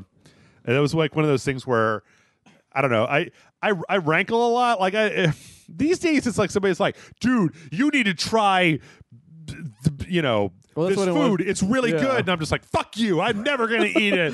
Like, don't try to make me do things. You're not my dad. That's why I watched My Hero Academia for a little bit too, because everyone's like, you would love this. I'm like, look, stop saying I would love this, because I have a feeling that you're just saying that at this point. But I feel like with My Hero Academia, people were just describing it to me wrong. Mm-hmm. Everyone describes it's like X-Men, I guess. But I'm like, no, this is the best way of describing My Hero Academia. It's if you took the world of the Tick and took it seriously. Yeah, okay. Because that's really what it is. It's a world full of superheroes, and some of them are kind of silly, but the whole world is taken very seriously, and it's exactly what that is. I can see that. Hamilton was the only other thing, was that it was a while for me to jump on board that train, and then when I did, I really loved it. And unfortunately, I can't get anybody else to like it or listen to it or anything. Well, see, the rest of the world is doing that thing where they're like, you should really be into this. Yeah. And I'm just like, I don't care. Yeah. I already know what happened to Alexander Hamilton. No, I'm cool. No, yeah. I get it. Trust me, I get it. I mean, hell, I've told the story before about how, like, I was with that whole, like, fuck you thing for, I mean, like 2 or 3 years. It wasn't until Harry Potter was on book 4 that I started reading them. Oh, okay. Because everyone was just like, oh my God, you got to read this Harry Potter. And I'm like, that's a baby book. It's for Scholastic publishes it. You're a 30-year-old man. Stop reading about boy wizards. That's weird. Why are you doing that? And then the movie came out. My parents were like, we should watch it. And I was like, no, boy wizards. What are you kidding me? I'm going to be on a watch list. And then I watched it and I was like, oh, this is pretty charming. I was like, well, maybe I'll give that first book a try. And I mean, the first book's like, what, 94 pages sopping wet? Like, yeah, every book gets thicker as they progress. Like, if you put them all next to a shelf, you'll just notice they all got thicker and thicker as it went on. Yeah. And then I was into that. I remember it was like when the last book came out, my sister bought it and read it in like 2 days. And I didn't have enough money to be able to buy it myself, and so then she gave it to me. And I remember we went out for somebody's birthday, and I had it, and I was just kind of like, Yeah, happy birthday to you. Yep. Look, the Elder Wand, there's some things going on here, all right? Like, yes, it's your birthday. Happy birthday. Next year, I'll pay complete attention to your birthday. Good, go. I heard a lot of stories like that when those books came out. People were just going to events, but were just reading Harry Potter and paying no attention to anything else. Yeah. I don't know. I mean, like, other than that, I don't know. I feel like I was a little late to that Cobra Kai. Not by much, but like in internet standards, I guess. Oh, absolutely. I forgot it existed until you were like, I'm going to watch Cobra Kai. It's super old. I'm trying to think of anything else. The problem is that nowadays it's like there are so many fucking things. There's a lot of things like that. I just can't. I mean, like I can't keep up with everything. I'll tell you what, man. Comics I've never do that a lot too, actually. I've never watched Buffy the Vampire Slayer. I still haven't seen it. I mean, I tried watching like the first episode, and I was just like, oh shit, it's one of these where it gets like way better in season 2, but I don't have time to like go through season 1, and I'd rather just like watch The Good Place again. I want to say I'm ashamed of this, but not really. I still have not seen Firefly. Oh yeah? I've yet to have seen that show. I don't know. Firefly also has kind of a rocky start. I feel like the first 2 episodes of Firefly are like, but at least it's only like 6 total episodes in a movie, so it's not exactly like difficult to get through all of that. I know I got into BoJack Horseman slightly late. I think it was like starting its 2nd season by the time I got into it. Yeah. I'm still not watching any of those DC shows. Like none of them. Oh, okay. Supergirl or Justice Society or whatever. I don't even know what they are anymore. But I watched the Arrow kind of late, but now I'm just like, I shouldn't have gotten to Arrow at any point because this show is awful. I watched like the first half of a season of The Flash, and I was just like, yeah, I don't This is what I found out because I was they took them off of Hulu because they made like a decision to only put them on Netflix after the season's done. It turns out the only reason I was into the show is because I can take bad decisions if it's week by week. Yeah. But if I have to plow through 13 episodes of people making terrible decisions, I can't stand it. That's funny. Oh, I got one. Gordon Ramsay. I'm super into Gordon Ramsay now, but like I wasn't for a long time. Like I was like, that guy's a douchebag. What do people even listen to him? What if they set him on fire or stab him? Like they got all the implements to be able to kill that guy. I'm amazed it hasn't happened yet, to be honest. You know what? One of my favorite things is I know that a lot of people out here don't watch Hell's Kitchen, right? You know what Hell's Kitchen is? Yes. Okay. For anybody out there, Hell's Kitchen, 2 teams, red team, blue team. They square off. It's a reality show. They have to cook, and then they have to do like challenges, and then people get eliminated. And every week somebody's got to go home. And like the reward is always like you get to be part of the. You're gonna my new restaurant in Vegas, and you're gonna be the one to do it. So there was one episode of Hell's Kitchen where they had an ex-Marine guy, and he was like really angry all the time. And Gordon Ramsay does not fuck around when he talks to people, regardless of whether they're Marines or not. Yeah. So he started like shit talking this guy about like, well, if you're so good, then why do you fucking suck so hard making polenta, Ricky or whatever? And like that guy, like, so they're filming the thing. They've got it in the restaurant and they've got the cameras and everything. Uh-huh. And that guy was like standing in a line, and Gordon Ramsay's standing like by himself on the other side of the restaurant. And that guy like throws down his jacket and like storms up to Gordon Ramsay, and it was like magic because in between the camera cuts, he stormed up to Gordon Ramsay, and suddenly, as if by magic, 2 huge motherfuckers in black suits were standing between Gordon Ramsay and this ex-Marine guy. Like, and I read later on that somebody was like, those guys are always there because like they know that it's just a matter of time before somebody fucking takes a run at Ramsay on the show because he's merciless to them. Like he yells at them all the time. And apparently they are just like off to the side in most shots, and you don't ever see them. But there was this one time where it looked like somebody was going to go try to take a swing at him, and then just like by magic, these 2 guys showed up. It was the division. They were there the whole time. Exactly. Yeah, they were part of the division. They were activated. Also, did you know that when you get eliminated from Hell's Kitchen, they take you to this like chalet for like 3 weeks, and they just give you whatever the fuck you want yeah, to. because you're not allowed to like leave, so people know who got eliminated. No, it's not even that. There's like a therapist there. Oh, really? Yeah, and like what they want is they want when you leave to just be like, they give you some money and they give you a really nice stay in this like beautiful resort, and then there's somebody there to talk to you about your feelings about being yelled at by Gordon Ramsay. So then when you leave, you're not just like, and then Ramsay fucking called me a shit face. You know, you're not just like out there blogging like all the worst things that happened to you from that show. That's kind of nice. Yeah. Because in that same article, there was another quote from one of the producers that was like, yeah, none of this is scripted. We just turn on the cameras and let Gordon do whatever he wants. Like, we don't tell him what to do or to be like meaner to people or nicer to people. We just turn the cameras and that motherfucker does what he does. It's kind of amazing. He Anyway, loves kids, though. That is true. That's true. Let's see. This next one comes in from Paul. Paul C says, "Dear Puppet Jeff and hopefully real co-host Michael, I'm going down the Patreon backlog of videos, and I was watching the Ghostbusters video where you talk with Jason about your favorite Ghostbusters moments and future star castings. This is back in 2014. I'm bringing back up the question, who would you cast for a new team of Ghostbusters? Would it be a TV show, movie, or cartoon? Anything you would like to see them take on about the ghost myths, maybe deal with other supernatural events? Love the show and would love to hear you talk about busting some ghosts." It's from Paul C. P.S. Your list in 2014 for the cast was Ryan Reynolds, Anna Faris, Chris Pratt, and Donald Glover. Bonus question, thoughts on the 2016 Ghostbusters? Feels like it's been long enough to talk about it. And that is from Paul C. You asked the right fucking person. I'm sure I did. You have seen my suits and my proton packs and everything. That's true. Let's. So many I mean, things. I don't know. Is there anything that we need? Do we need to like relitigate Ghostbusters 2016? Like I thought it was. That's okay. It was fine, but I don't ever want to watch it again. Like I've rewatched it a couple times. It's still okay. Like it's like I loved it the first time, but it's one of those things where my nostalgia buttons were getting hit so fucking hard. Yeah. And then when I rewatched it, like I bought it on Blu-ray. I don't have it anymore because I think I gave it to somebody. But I was like, it's still okay. The extended one made it slightly better, but even then, it was just like I could take it or leave it. Yeah, I like the characters, but their story just wasn't all that interesting. I don't have. Yeah, I mean, like the thing is that. God, what's I watching a thing? You remember for anybody who doesn't know, like last week they had the Q&A with Reitman's son. And oh yeah, he was like, "I'm bringing it back for the fans," and people were like, "Oh, it's just like he just worded that wrong." Yeah, and it was like it was this whole big thing, and then he was like, "Nah," and Paul Feig came out and was like, "Nah, we're like friends," and he was like there, and we know each other. Stop it. Yeah. The thing is that like. Was Ghostbusters 2016 my favorite movie? No, not even a little bit. But like, I don't have enough. I don't care. Like, I don't have time to be mad that they made a Ghostbusters movie that wasn't my favorite Ghostbusters movie. Because here's the thing.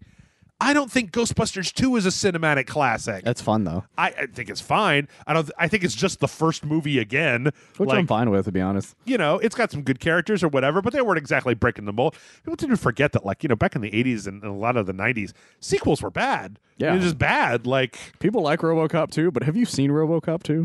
Dude, they put the drug dealer's brain in the big robot and then addicted to nuke. He's got the little tank tread thing that comes out of his chest. They put it in there and yeah, it's really stupid. It's fucking stupid. RoboCop 2 is a really dumb film, and I love it.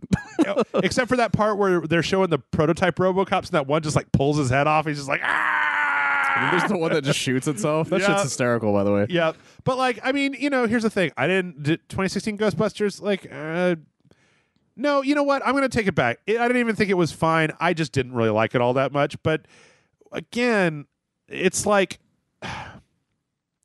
I don't know. I get being excited because a thing that you liked is coming back, and it's, you get that thing that you liked and you get another version of it. But on the other hand, I say this a lot, Paul, but like, haven't you all had your childhoods crushed already? Like, maybe you 90s kids haven't, but like, they fucked up everything from my childhood. They gave Transformers to Michael Bay. They made 2 really bad G.I. Joe movies. Like, they canceled that really cool Thundercats reboot. Yeah. Like, they fucked my childhood. They made an A-Team movie. They made the Mod Squad movie. A-Team like, isn't too bad, actually. It wasn't bad, but it wasn't exactly like great or any. I mean, like, here's with SWAT. When it comes to video games, like they're constantly just like rebooting and the thing is that I'm old enough now that I see the cynical move that they're making where they're like, oh, if we put out a thing and then call it, Silverhawks, then all those 40-year-old men babies will be like, ooh, I remember that. It was cool. I'm glad you referenced Silverhawks before I did, because I was just about to. I mean, so the thing is that to me, it's like super cynical. And so, are they making a Care Bears film right now? Oh, fucking, I don't care. I didn't like the Care Bears when they were a thing. I didn't like them when they were originally a thing. I don't like them now. It's kind of like 3 Smurfs films, I think. Yeah, Garfield. I'm like, what? Why did we even need one Garfield? There's only one. Yeah. There's only one Garfield movie to watch, and it's the Halloween special where he goes candy, candy, candy, candy, candy, candy, candy. It's a great cartoon, too. Yeah, like that. That's it. Like just do that. But so yeah, I don't care. I didn't really like Ghostbusters 2016, but like I don't care. Like there are a lot of people in the world that care a lot about whether they liked it, but I'm just like, I watched it. I thought it was like slightly below average. It had some decent yucks. I liked the fight scene. Overall, it was weird. That whole point where they line up for the dance number, then they don't do the dance number was a really strange. It's in the extended cut. I'm sure it is, but it was like you watch this movie and it's just like, what? I didn't think the bad guy was super good, but then Gozer the Gozerian wasn't really a real fleshed out bad guy. See, that's the reason I like Ghostbusters 2 a lot. I think Vigo's a great fucking character.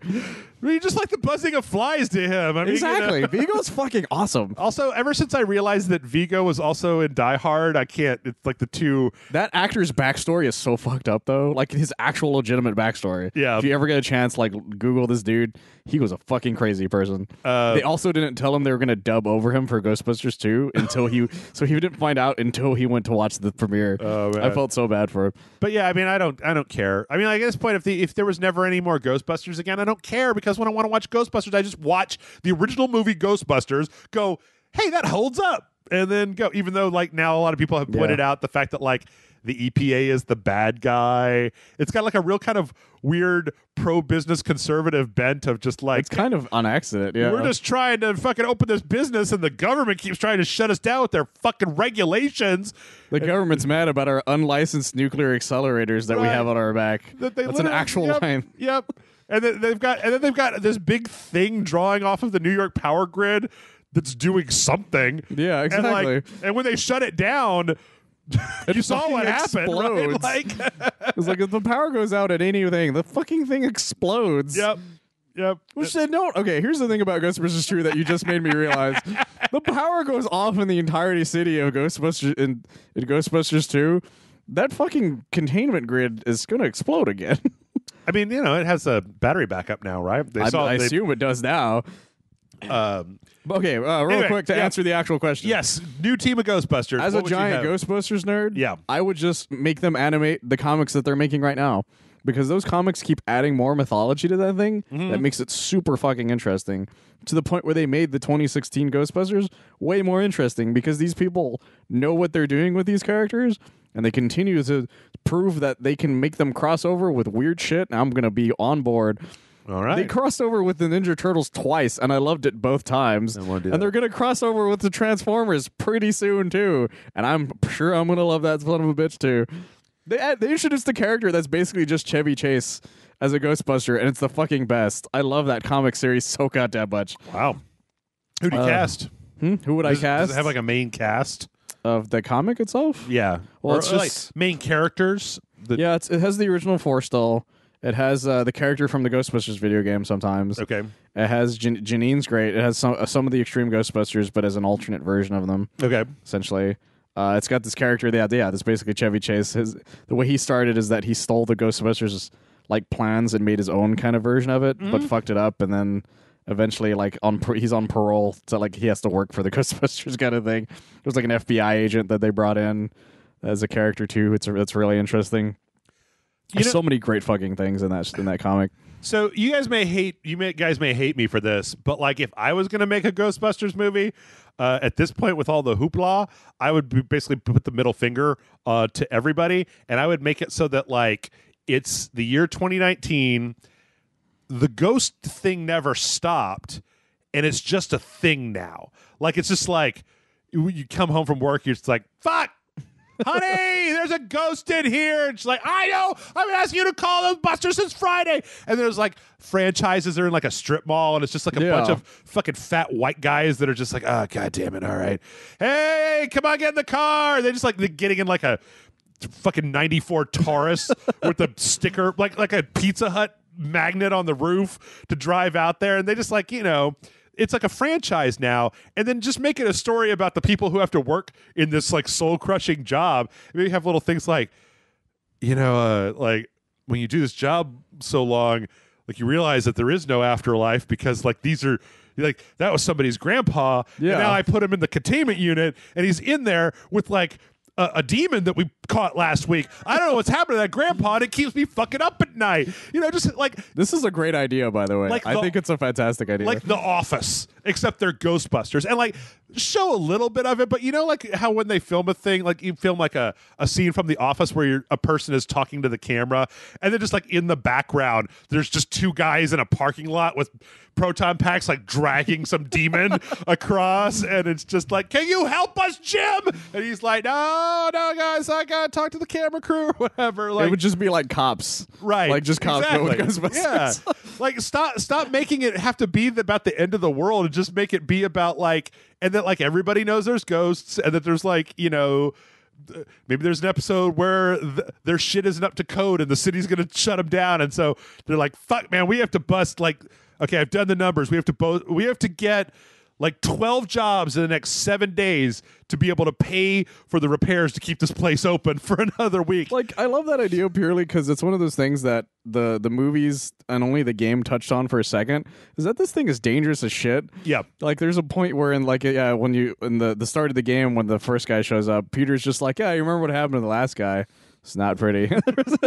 Yeah. And then there's like a part in the comic where one of the characters like outright fucking dies, and I was like, oh yeah, being a Ghostbuster would be fucking terrifying sometimes. And do the game where it's like you've got this company and make your POV character like a kid who's going to get a summer job. Yeah. And he's just working down at the Ghostbusters on fucking Elm, right? Like it's not like, yeah, they're not in a firehouse. They don't have poles. They just work in a fucking strip mall, and it's shitty. They got shitty coffee, and like you got to go out and get your stuff. And they're like, they're just like, yeah, we got a cool Ecto 1, right? It's like, no, you got to have your own car. Yeah. We just give you the sign that you put on the back. Like maybe they start by like making him dress up like the Stay Puft Marshmallow Man and stand out spinning the sign around to like have people come into the They're like, do we at least clean our uniforms here? No, you get like 25% off at the dry cleaner next door. We made a deal with them. Yeah, like his first paycheck and it's like $2, and he's like, where did it all go? And he's like, well, you said you wanted a uniform, you've got to buy your own uniform. Like, I don't know, just do it like that, because then I would watch that so fucking fast, people. Like, you have no idea. Yeah, like, I mean, because I tell you what, something like The Good Place or like or Cobra Kai, like maybe it's because I just got done watching Cobra Kai, right, where I'm just like small business guy from an 80s movie. You want to know what I would get as a list as the Ghostbusters? Just bring all 4 people from fucking The Good Place. Just literally all 4 of them. You literally have all of those archetypes right there. Yeah. Fuck it. Yeah. I don't know. Maybe make it so that it's like Janine is the owner. She owns like all the Ghostbusters from in the Southwest, right? That'd be like, great. She has the franchising right. So then you can have her show up as the Annie Potts show up every so often. Exactly. Like in a business suit of just being like, Dan Aykroyd would do that in a goddamn second, and he would just play Annie Potts. I'm sorry. I thought you motherfuckers were supposed to be busted ghosts. I'm supposed to feel good. I don't feel good. And then just cast whoever, man. Just don't make it like big name actors. Make it like good character actors. Get whoever's on a Comedy Central show that week. Yeah, yeah. Like put I don't know. I'm just still thinking of The Office. I was gonna say put Dwight from The Office in there, like something like that. Think of The Office, but with Ghostbusters. That's how I would do it, because then it would just be like, you all can fuck off. Like, I don't care. We got a show. It's got like, few women, dudes, got some people of color. We just got a nice diverse cast. Like everybody, you got the guys who run the convenience store next door or something. Exactly. There's always a sign outside that says, I don't know why they don't just keep making more Ghostbuster cartoons. It's so fucking easy. Right. Twinkies half off. It always just says that. And so, yeah, I don't know. Yeah, they just run on expired Ecto Cooler. Yep. Hey, I tell you what, we got a few questions here out of the Discord chat. Why don't we take a couple of those? Sure. Jay Zachary asks, This is for me mostly. Any chance we can start releasing some of the old Patreon bonus videos to YouTube? I find it difficult to search the massive library of videos in the email or the Excel document. It may be easier just to post one video at a time on YouTube every day, starting with the oldest. Just a thought. By the way, I'm not saying this so I can cancel my Patreon subscription. The thing, Jay Zachary, is that I'm worried that if I start doing that people will start canceling their Patreon I have argued this with him multiple times, people. Yes. It's not going to happen. It may happen at some point, but probably not.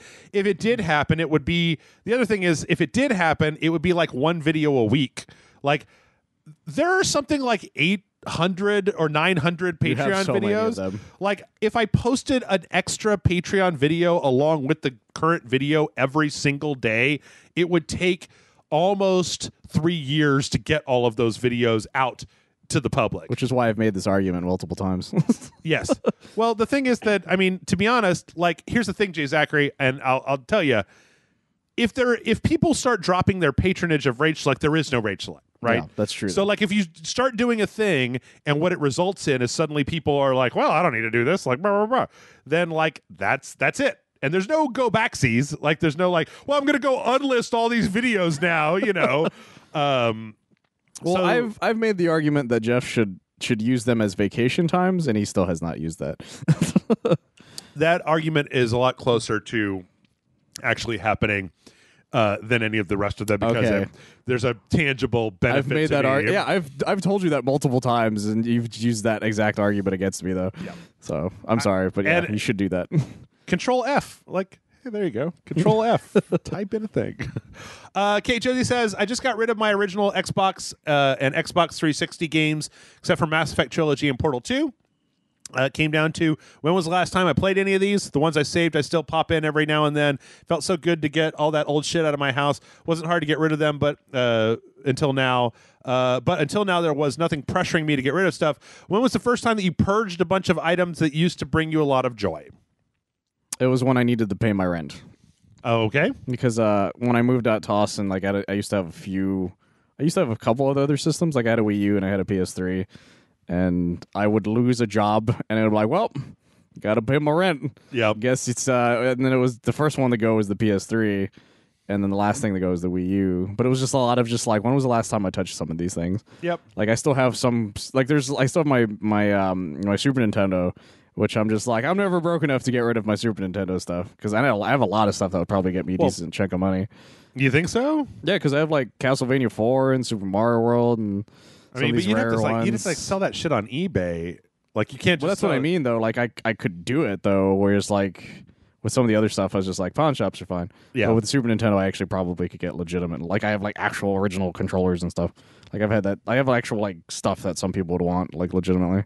But I'm just not going to do it because I fucking love that thing. Yeah. My PS2 I've kept this whole time. I did purge a lot of comics at one point because it was another one of those things where it was also like I wanted food. Yeah. So I was just like, I haven't read this story in a while. So that's I like it's depressing, but it was what was going on at the time. A lot of purging, it just came from necessity more than anything. There was one time where I moved when I was in my teenage years, and I just threw away just about everything that I owned because I was like, I don't care about any of this stuff. I've got all this like. I remember there's somewhere in this house. In fact, I think it's in a box in that closet. I sat down one day and took all of my old CDs and took all of the liner notes out of all of them and put them into one big manila envelope, and they're in my closet. And then like threw away all the jewel cases because I mean, like, jewel cases take up like a million thing. But to be honest, Kate, I don't really own very much, and I don't add to that stack outside of like PlayStation games, which you can put a lot of PlayStation games on a shelf before that shelf is full. Yeah, and don't get me wrong, I got a lot of full shelves, but I'm a lot of that stuff I like to keep around just in case. Of course, now that I think about it, I actually have several boxes that have been in a cabinet downstairs for a long time that are just old 360 and PS3 games, I think. But to be honest, I don't like to accumulate things, and so I don't throw them away anymore because I don't have them. I don't have things to throw away anymore. Like, actually, I really need to throw away this couch, but actually I have 2 mattresses I need to throw away. But you can't just put those out on the curb. Like, they won't take them. And yeah, it's mostly that you hope somebody takes them is usually what happens with those. Yeah. Anybody need a queen size mattress? You live in Austin? You hit me up, man. You come get some mattresses. I got two nice mattresses. I don't need them anymore. Depends on how old they are. I might take you up on one. I got one that's very stiff. I got one that's very bouncy. You take whichever one you want. All you got to do is take it. Actually, you know what? I was thinking about this. Another rung on the right side of the Rage Select recording couch broke. Oh, dude. For anybody who doesn't know, I never really talked about this in the air, but like this couch is fucked up. This is just an IKEA couch. We had it the entire time, and like one of the feet is off of it, and like there's a big gap on the left side. Yep. That's like the size, like literally like just the shape of a person. Yep. It's actually kind of comfortable. Yep. So I've been thinking I need to get another one, but the problem is that I need to get this one hauled away, and then I need to get like Jason to bring his truck over to go to IKEA so we can get another one. Because the thing is that I assembled this in this room. I don't even know if it'll fit through my door. Yeah, I don't think it could actually. Especially with the mattresses that are in my fucking hall. So and finally, Mr. Introspective writes in and says, "Hello, mighty rivals of the dreaded snack box. The ever living. So many people were hoping for a Breath of the Wild. We're hoping for a Breath of the Wild sort of massive change to the Pokemon games. When Sword and Shield were revealed, those people were a bit disappointed. I think that wasn't the case before. The case because not only is the Pokemon Company a small developer with only 150 employees, but they also don't want to go too far ahead because they hope to return to handhelds after the Switch. Valid theory, and whether the long-running series needs a massive overhaul for both fans." To stay relevant. I think that if you look at the sales numbers for Pokemon, like if Pokemon could keep making Pokemon games that are the same Pokemon games that they've been making, and like that's fine. Yeah. There's going to be a Switch sales boost when that Switch version of Pokemon comes out. Also, I have to wonder, again, I hope that a theme of this isn't me being too like condescending to some of our fans, but like, do you think that the vast majority of Pokemon fans are like older or younger? Do you think there are more younger fans or more older fans? Right now, there's actually quite a few older fans. Like, yeah, but do you think that they're more than the younger fans? Like, should they be catering to the older fans of Pokemon? You'd be surprised how much money those people are willing to spend. Like at the moment, it would be good to do to go towards the older people, because I think that's what's going on with the Detective Pikachu. Is somebody saw that and was like, why don't we try catering to them a bit? Like, and so they're actually making an actual honest to goodness, like slightly more interesting Pokemon movie compared to just the Pokemon movie in 2000 that they came out with. Right. Kind of thing. Like somebody finally was like, yeah, let's cater to these a lot of these people who were like kids when this movie came out now have jobs with a lot of money and they're willing to spend that shit. Yeah. And so some of them are doing that. But in this instance though, I think the reason they didn't go into the full Breath of the Wild fucking level thing is there's like 100 billion Pokemon. Yeah. And the amount of fucking time it would take to like make all of those that kind of Breath of the Wild unique kind of like big old open world thing would take fucking forever. Sure. And so it makes more sense to do it this way. Like, because at that point you're spending like Grand Theft Auto levels of money and you're better off just not doing that. I guess that sort of thing. For me, the question is like, okay, look, again, I'm not trying to be like condescending here, but so anytime anybody says "but," that's like what you need to. But like, how different is Pokemon Sword and Shield going to be from Pokemon for the Game Boy? Like, yes, there are more things, right? But the core mechanic is walk around, catch the monsters, train the monsters, fight the monsters against the other monsters, catch the monsters, fight the gym leaders, get the gym badges, collect the monsters, fight the other people, get the monsters, and fight the other people, right? Yeah. Like, I mean, with Zelda, like Zelda has a little bit more granularity in exactly what it's going on. Like, I can't imagine a Pokemon game. Like, my imagination for a Pokemon game was like a Pokemon game where you can fight too, where it's like you and your Pokemon fighting, and the people have like swords and shit, and they're hacking down Pokemon. That's the thing is like, I don't know what you expected it to be this big open, or some of these people, I don't know why they expect it to be this big open Breath of the Wild world. Because you're not.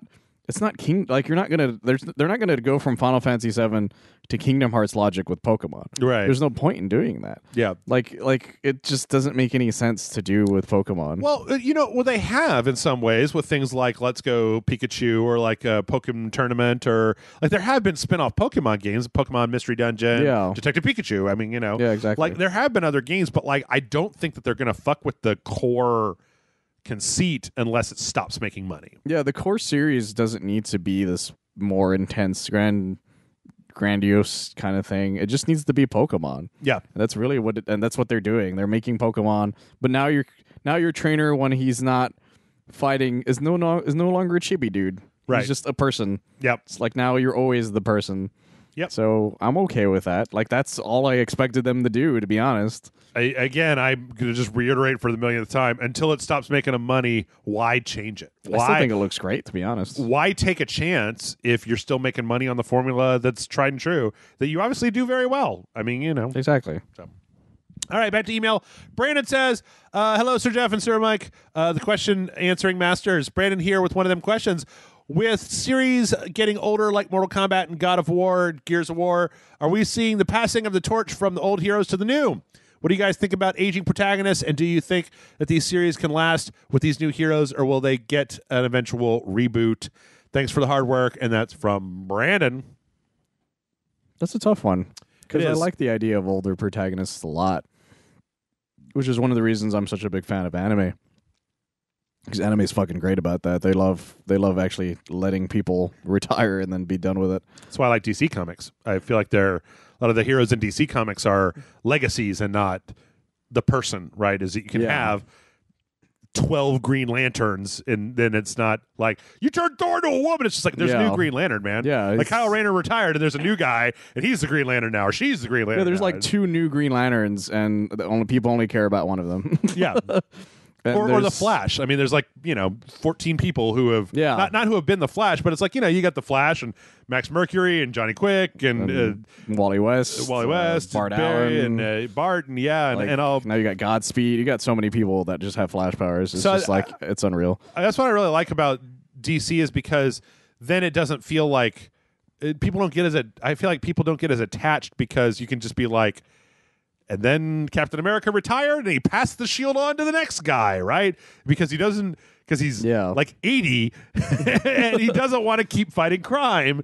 There's a whole story in this comic called Astro City. Do you know Astro City? I've heard of it. By Mark Waid, where he likes to explore things that I think he would like to see happen in other comics. So he has this one character that's called Jack in the Box, that's basically like Spider-Man, but he's like a clown who jumps around. And then it's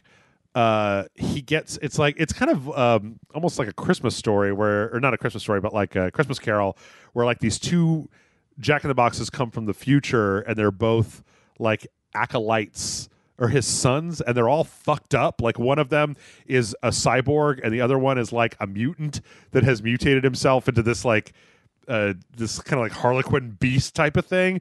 And they both decide to chase him around and try to kill him, and he eventually gets away from it. And he's like, I have to stop doing this. So he gets this kid to be the next one, and he's like, you're going to be the next one. And I think it's kind of a mistake that Marvel doesn't do that, because it means that passing the torch then has to be like this big thing. It's got to be this, you got to kill Mr. Fantastic, right? Yeah, or like whatever. every time they pass a torch, it lasts for maybe like a week, is what it feels like. Whereas with DC, they were willing to let some of these people be that guy for a while. Like you mentioned Connor Hawke, for instance. Like he was the Green Arrow for a while. Yeah.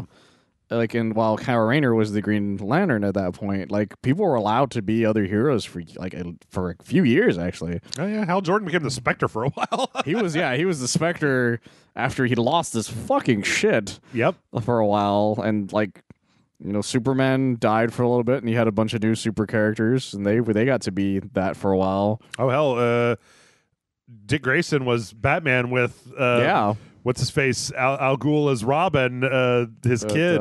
Damian Wayne was his Robin. That was fucking cool for a while. Yeah. And all of those Green Lanterns, all pretty much still Green Lanterns. Yep. Like how... Except for Warrior! Except for... Stupid Guy Gardner. Guy Gardner's a weird fucking dude. He's a Green Lantern again. Oh, is he? Okay. Yeah, he's... They're fighting Dr. Manhattan right now. But I guess here's the problem that I have is that, okay, we were talking about the combat kids earlier, right? Yeah. I feel that with Mortal Kombat, that they could have done like Mortal Kombat the Next Generation. I didn't like the fact that they all had to be kids of the of the last guys, right? Well, most of them were, but they all had some relation to somebody though. I think you could have just made some new characters. Because even Bo guy was like Kung Lao's cousin or something like that. Yeah, I think you could have just made some new characters, or that the problem that I feel like you get in with video games with like kind of children of is that you get, I don't know, you just have like a difficulty. You know what? Let me back this up. I think that for video games and some comics and certain types of movies, we're talking about Ghostbusters and things like that. Yeah. In America, we don't like to see the torch passed very much. Which is a pain in the ass, especially for games. Because Street Fighter is like, I think game-wise, probably the biggest offender of this. Because, you know, Street Fighter 2 happens and then Street Fighter 3 is an actual... It's the New Warriors. A direct sequel, yes. It's a direct sequel with a whole new cast of characters and like one or two guys, or three, I guess, from the original series. And everyone was like, even though Street Fighter 3 is a great fucking game. Yep. And now, so you get like Street Fighter, you basically got Street Fighter 2 a million times over ever since. And it was very, very frustrating. Yep. I'll tell you what, I feel like one of the greatest things that happened, I mean, if you look at the franchise, we were talking about Metal Gear earlier. If you look at it, it's kind of fucked up. I'm so glad that Snake didn't pop up in Metal Gear Rising. Yeah. That they didn't feel the need to shoehorn his ass in there. I'll say he's probably so old at this point. Like so old. But yeah, I mean, because like, or Otacon, they didn't even bring Otacon into it. Look at Metal Gear. I think Metal Gear is a really interesting thing. Is you have Solid Snake. Tell you what, go back before Metal Gear Solid. Like the beginning of Metal Gear Solid makes it clear that Solid Snake doesn't even want to have anything to do with this. Yeah, like I think Kojima was sick of Solid Snake in Metal Gear Solid 1. He does the thing. They ride off into the sunset. Metal Gear Solid 2 comes out, and he's like, here's a little bit of Snake, and then he's going to pass the torch to a new generation. Everybody's like, boo, new generation, boo. And it's like, okay, here's Metal Gear Solid 3. It's a different character who just happens to look like Solid Snake. Everybody's like, yay, he looks like Solid Snake. And then Metal Gear Solid 4, and he's like, all right, you motherfuckers like Solid Snake so much. Now he's an old man with a shitty mustache, and his back hurts, and he smokes too much, and he's garbage. You like that? You like he's garbage? Look at Raiden. He's a fucking ninja. He can make lightning happen. He doesn't even need... Put the sword in his teeth that he fought, for fuck's sake. Oh, but you can't play as him because you guys want to be Solid Snake so much. And everybody's like, yeah, we love Solid Snake. More games with him. That's kind of what happened too, actually. I mean, you know, like even though Raiden was like cool as shit, like me and half my friends are like, I don't give a fuck about that dude. it was too much of a bait and switch. Like at the end of the day, I still maintain that I have some salt for Metal Gear Solid 2 because it was like you started as Solid Snake, you put out a demo where it was Solid Snake, all the trailers had Solid Snake, the cover had Solid Snake, and the intro shows Raiden for like 10 seconds, I think. Yep. And then you go play the game and you're just like, yes, finally. Like the Solid Snake, he's doing stuff, he's got the stealth camo, he's so badass. Oh, wait, what happened, and guys? Then he was gone. Even though he shows up and you're like, I get to be him again, right? Nope. Iroquois Pliskin, you don't get to play as that. The worst disguise ever. I'm just like, oh, God. I was laughing so hard, and Raiden didn't know that's who he was for the entire time. Jesus. So funny. But yeah, I don't think that we like passing the mantle on. Which sucks, because I actually am a big I'm a big fan of passing the mantle, but even like I think the only some of the few times where that gets fucked over in certain things, it's still like at least they're still progressing in age and power and stuff.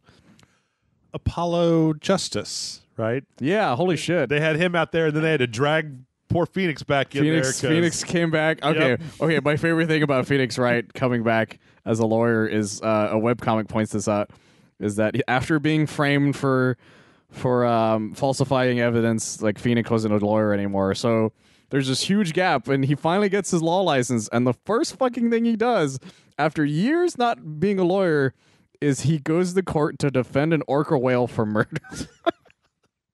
Good job, Phoenix. Good job. First fucking thing he does. Mm-hmm. Good job. Good Chronologically, job. That's the first thing Phoenix Wright does, and I can't help but think that's the most Phoenix fucking Wright thing ever to Phoenix fucking Wright. Yeah. Like, I love that because, like, the webcomic is Edgeworth, like, hanging out with that detective. And they're like, yeah, Phoenix has got his first case lined up. He's like, I pulled so many strings to make sure he got that law license back. I can't wait to see what he does. He's like, they say he's defending an orca whale. Of fucking course he is. Yeah. I mean, hell, we're talking about Gears, man. They couldn't help but bring back Marcus Phoenix. Yeah. Like, within the first hour of Gears 4, Marcus Phoenix is back again. They can't let Master Chief go to save their lives. Yeah, right? I wanted them to so badly. Yeah, I mean, he died at the end of 3, right? Well, not really. Like, he's frozen or whatever. Yeah, he's on a ship frozen. But even then, like, they were still like, we could do so many other things. Yeah, but let's not do that. Well, and then I feel like a lot of the problems that we get are that then when they do something different, everybody's like, boo, boo, boo, boo. Like, I wonder, it's interesting to me that I mean, like, this is an interesting hypothetical question for all those of you out there in TV land. Would you have been okay with Red Dead Redemption 2 if the main character was Jack Marsden? Oh, God, that's a great question. Like, I mean, they obviously make him look like not as stupid as he looked at the end of Red Dead. But, yeah. But if it was Jack Marsden, you know, would you have been okay playing through the game? Because I know a lot of people, because, you know, when you beat Red Dead 1, you can do whatever you want to in Red Dead 1, but now you're playing as Jack Marsden. And I feel like a lot of people are just like, that's okay, I'm donezo. I knew so many people that were like, I'm not going to use Jack. Like, there was a cheat code to use Jack earlier, and people were like, there's no fucking way. Yeah. There's no way I want to use Jack. And it's somewhat true. Like, if all of a sudden Red Dead Redemption 2 was just the plot between John's ending and Jack's ending, essentially. Yeah. If it was just that the lead up to that final part, like, would I have liked that? I don't know. Yeah. God, I was just thinking. But games are very rare at making that happen. I was just thinking back to Metal Gear. You remember how it I don't remember. I forgot about all this. You remember how much Metal Gear Solid 3 hates Raiden? Oh my God, it fucking loathes Raiden. They have that choice at the beginning about, like, I like Metal Gear Solid 2, and it's like when he pulls the mask off, he's got the Raiden mask on. Yeah. But then there's that whole Raikovich character who's what's his name's butt boy or not butt boy. His Volkov's Volkov's lover. I'm Volgan's, sorry. Yeah. Very sorry. I mean, very sorry. Very sorry. No, it's pretty much what it is, though. But then, like, Snake has to dress up, like, he has to get the mask and dress up like him, and then Volgan, like, grabs his, like, well, not only that, like, when you take the dude's outfit off to wear, he's wearing, like, a thong, or something with a little lightning bolt on it. It's like, what is happening? Yeah, boy, that game doesn't. Did you ever watch the Secret Theater thing they did for Raiden? Yes. That's another, like, instance of them, like, fucking with Raiden. Well, the announcement trailer for Metal Gear Solid 3 was like, it was that the two of them fighting over the chair, right? Yeah, it was. And then there was, oh my God, what was it? It was the substance. So is it subsistence? Subsistence is special 3. Substance for 2. then. Yeah. Did you ever play? It's like Snakes. It's a thing where you use Snake and you just do like a series of different things. When Snake Tales. Yeah, you get stuck in like a simulation of Raiden in the middle of it, where it's just Raiden being shitty to Rose and Rose being shitty to Raiden. And it's fucking hysterical because they're both just like shitty to each other, and you're trapped in it until you end the game essentially within it. But it's just a series of like everything literally after Metal Gear Solid 2 came out was just shitting on Raiden as hard as they could. Well, until 4. Until 4, yeah, where it's like he literally stops the submarine like with his hands, and like that thing where he's got the stabs the sword in his leg. Well, he got the sword in his mouth and the trench coat. He's got no arms. Yeah, he's fighting a million frogs. He's just, I am the lightning, and then shit's and you're like, hey, that guy seems like he's all right. He's kind of cool, and the Rising's a lot of fun. I guess it's just the whole thing was with the only defense that I'll take or that I'll make about hating Raiden is that, like, I felt like Kojima wanted to retire Solid Snake really quickly. Like, it wasn't like we had like 8 Solid Snake games and it was time for him to go. It's not like Yakuza 6 where he's grown up and now it's time for him to leave. It was like, you got one in the 3D era and it was like this monster hit, and then it was just like, that's it. Now he's gone. We're out of here. My issue with how he handled this, I'm going to keep bringing up Metal Gear, is the fact that, like, you went from like grizzled American hero to like the anime dude. Yeah, and I think that's what really made it so awkward. I feel. Where? Wait, when? Because you went from Solid Snake, he's this like fucking he's fucking Kurt Russell Yeah. to like anime Raiden character with white fucking anime hair. Oh, okay. I see what you're talking and about. you're just like, I'm sorry, what? Yeah. Like, it was like, and he literally gets a katana and everything. You're like, you just wanted to make an anime character, and we're mad that we didn't want an anime character. Yeah. Anyway, here's the thing. I actually really like it when characters get old. I think that's why I like Uncharted 4 a lot. Yep. I like it when they age characters. That's why I liked not Red Dead, but God of War so much. That's why I liked Cobra Kai so much. I like it. I just feel that they have a problem passing the torch. It's super, super rare. Now you made me think about it. I mean, like Mortal Kombat to me is probably one of the examples that doesn't work as well, just because I'm just not that big a fan of the combat kids. I mean, I like them all right, but well, fighting games are much harder to like do something like that with. Yeah, because with like story-driven ones, it's a little easier to swallow. But with fighting games, it's like, well, these guys are like literally different movesets, and I just kind of don't want to learn something. It also didn't help that Cassie Cage and Jackie Briggs were both like special forces, so they both kind of like have just like camo and guns and explosions. And like when you look at the original Mortal Kombat lineup, and even as since then, I feel like Mortal Kombat's always done a really good job of making characters very different. Like even if you look at some of the other characters that were in Mortal Kombat 10 that were not the combat kids, it's like Aaron Black and Kotal Khan and what's her face, the bug lady, right? I forgot her name. Like Devora, something like that. Devora, yeah. Like they're very different characters than anything we've seen before. And then the combat kids are all just kind of like, rah.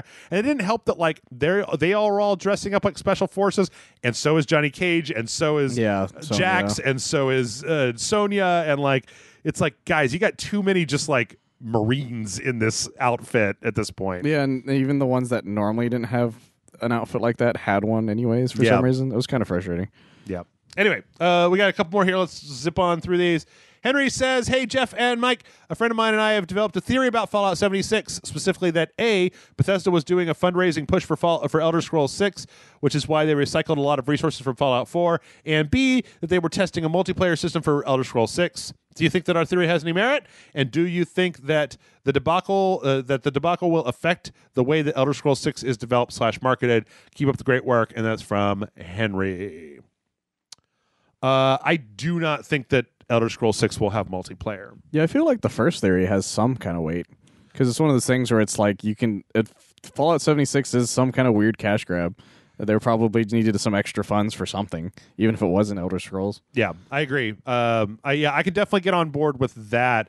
I don't think that early access really applies. I think that it was like, I think that they looked at Rust, and then they looked at that stuff, and they looked at this trend of like, well, we don't even have to make a story, because it's like, make your own story, be whatever, because you can put that as a bullet point, even though that doesn't make games instantly good. And I think the games that are good that do that are very low. But Bethesda's also very much like Johnny Come Lately when you think about how long it took for them to get Elder Scrolls Online out. Yeah, like they had missed the boat by the time that happened, and it probably cost them a ton of money. Yeah, that they just don't have right now. Yep. They put out a card game. Right? That's true. Elder Scrolls card game.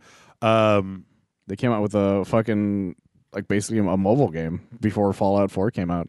Yep. And it has microtransactions in it, so. Well, there's the Elder Scrolls one, Blades. Oh, yeah, that's right. It isn't even out yet. But, like, the thing is that I feel like they don't seem like a really forward-thinking company, right? No. Like, Fallout 4 just seemed to be like, Fallout 4, more Fallout. It's like, kind of. Okay. And when you think about what the people that like Fallout a lot, when you ask Fallout fans about Fallout, the New Vegas comes up almost entirely. Yeah. But it's like they almost don't know what to do with that. So I don't know. I think that it's just that Bethesda doesn't make very good decisions, and then now they're under ZeniMax. They don't necessarily have to make good decisions because they're able to trade on their name. I mean, like, okay, let me ask you this. I'm sorry, I'm a little bit. We're getting close to the end here, and I'm a little worn out. I'm actually just going to make this the last question. But like, do you think that Fallout 76 was marketed?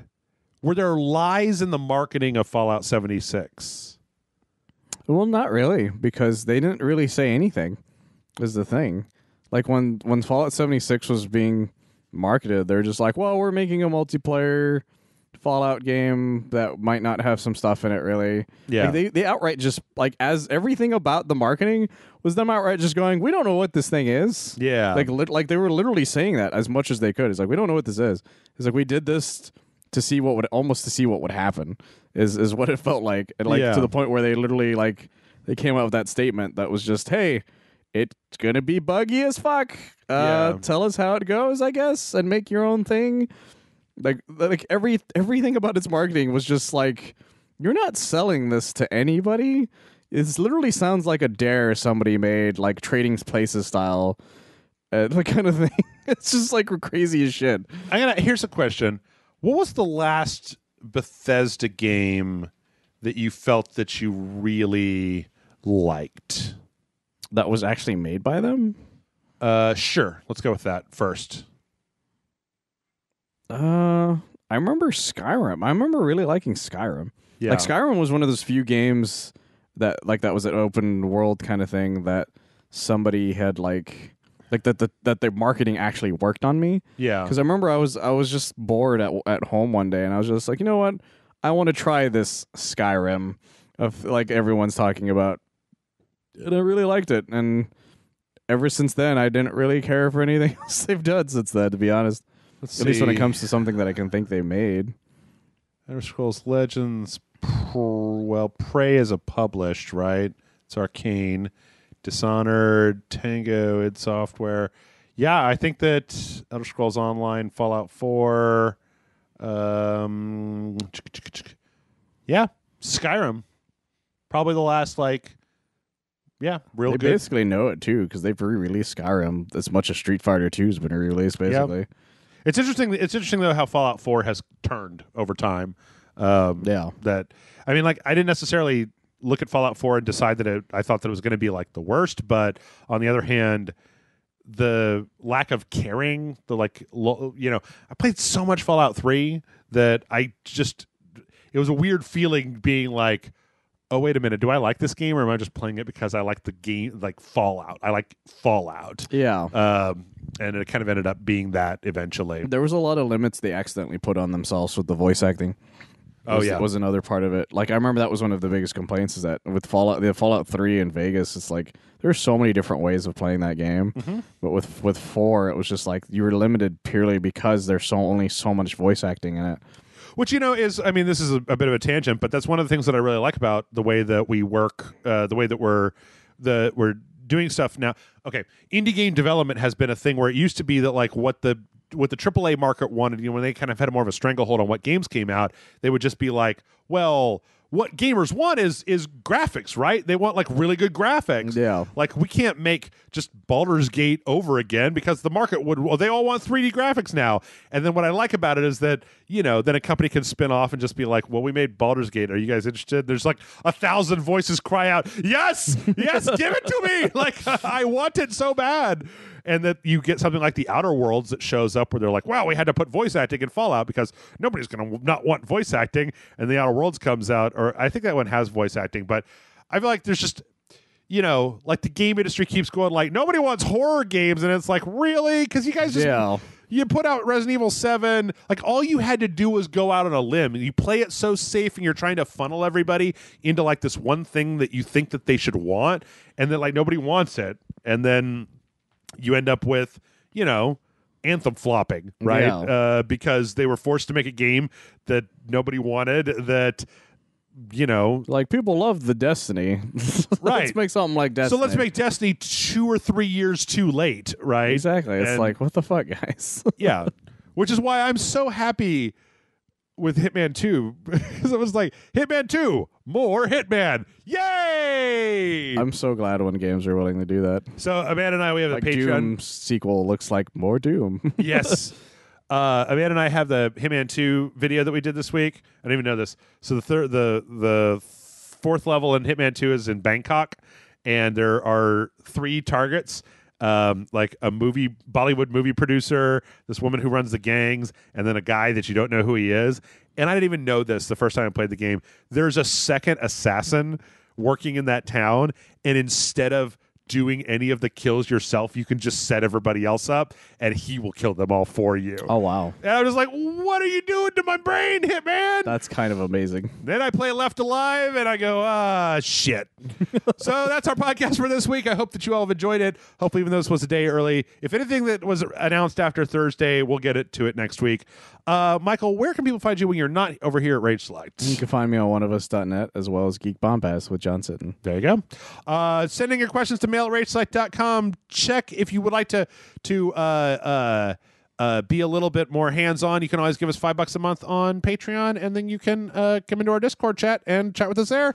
And with that, we're done. It's time to go watch Ghostbusters, right? Yeah, I'm going to watch Ghostbusters.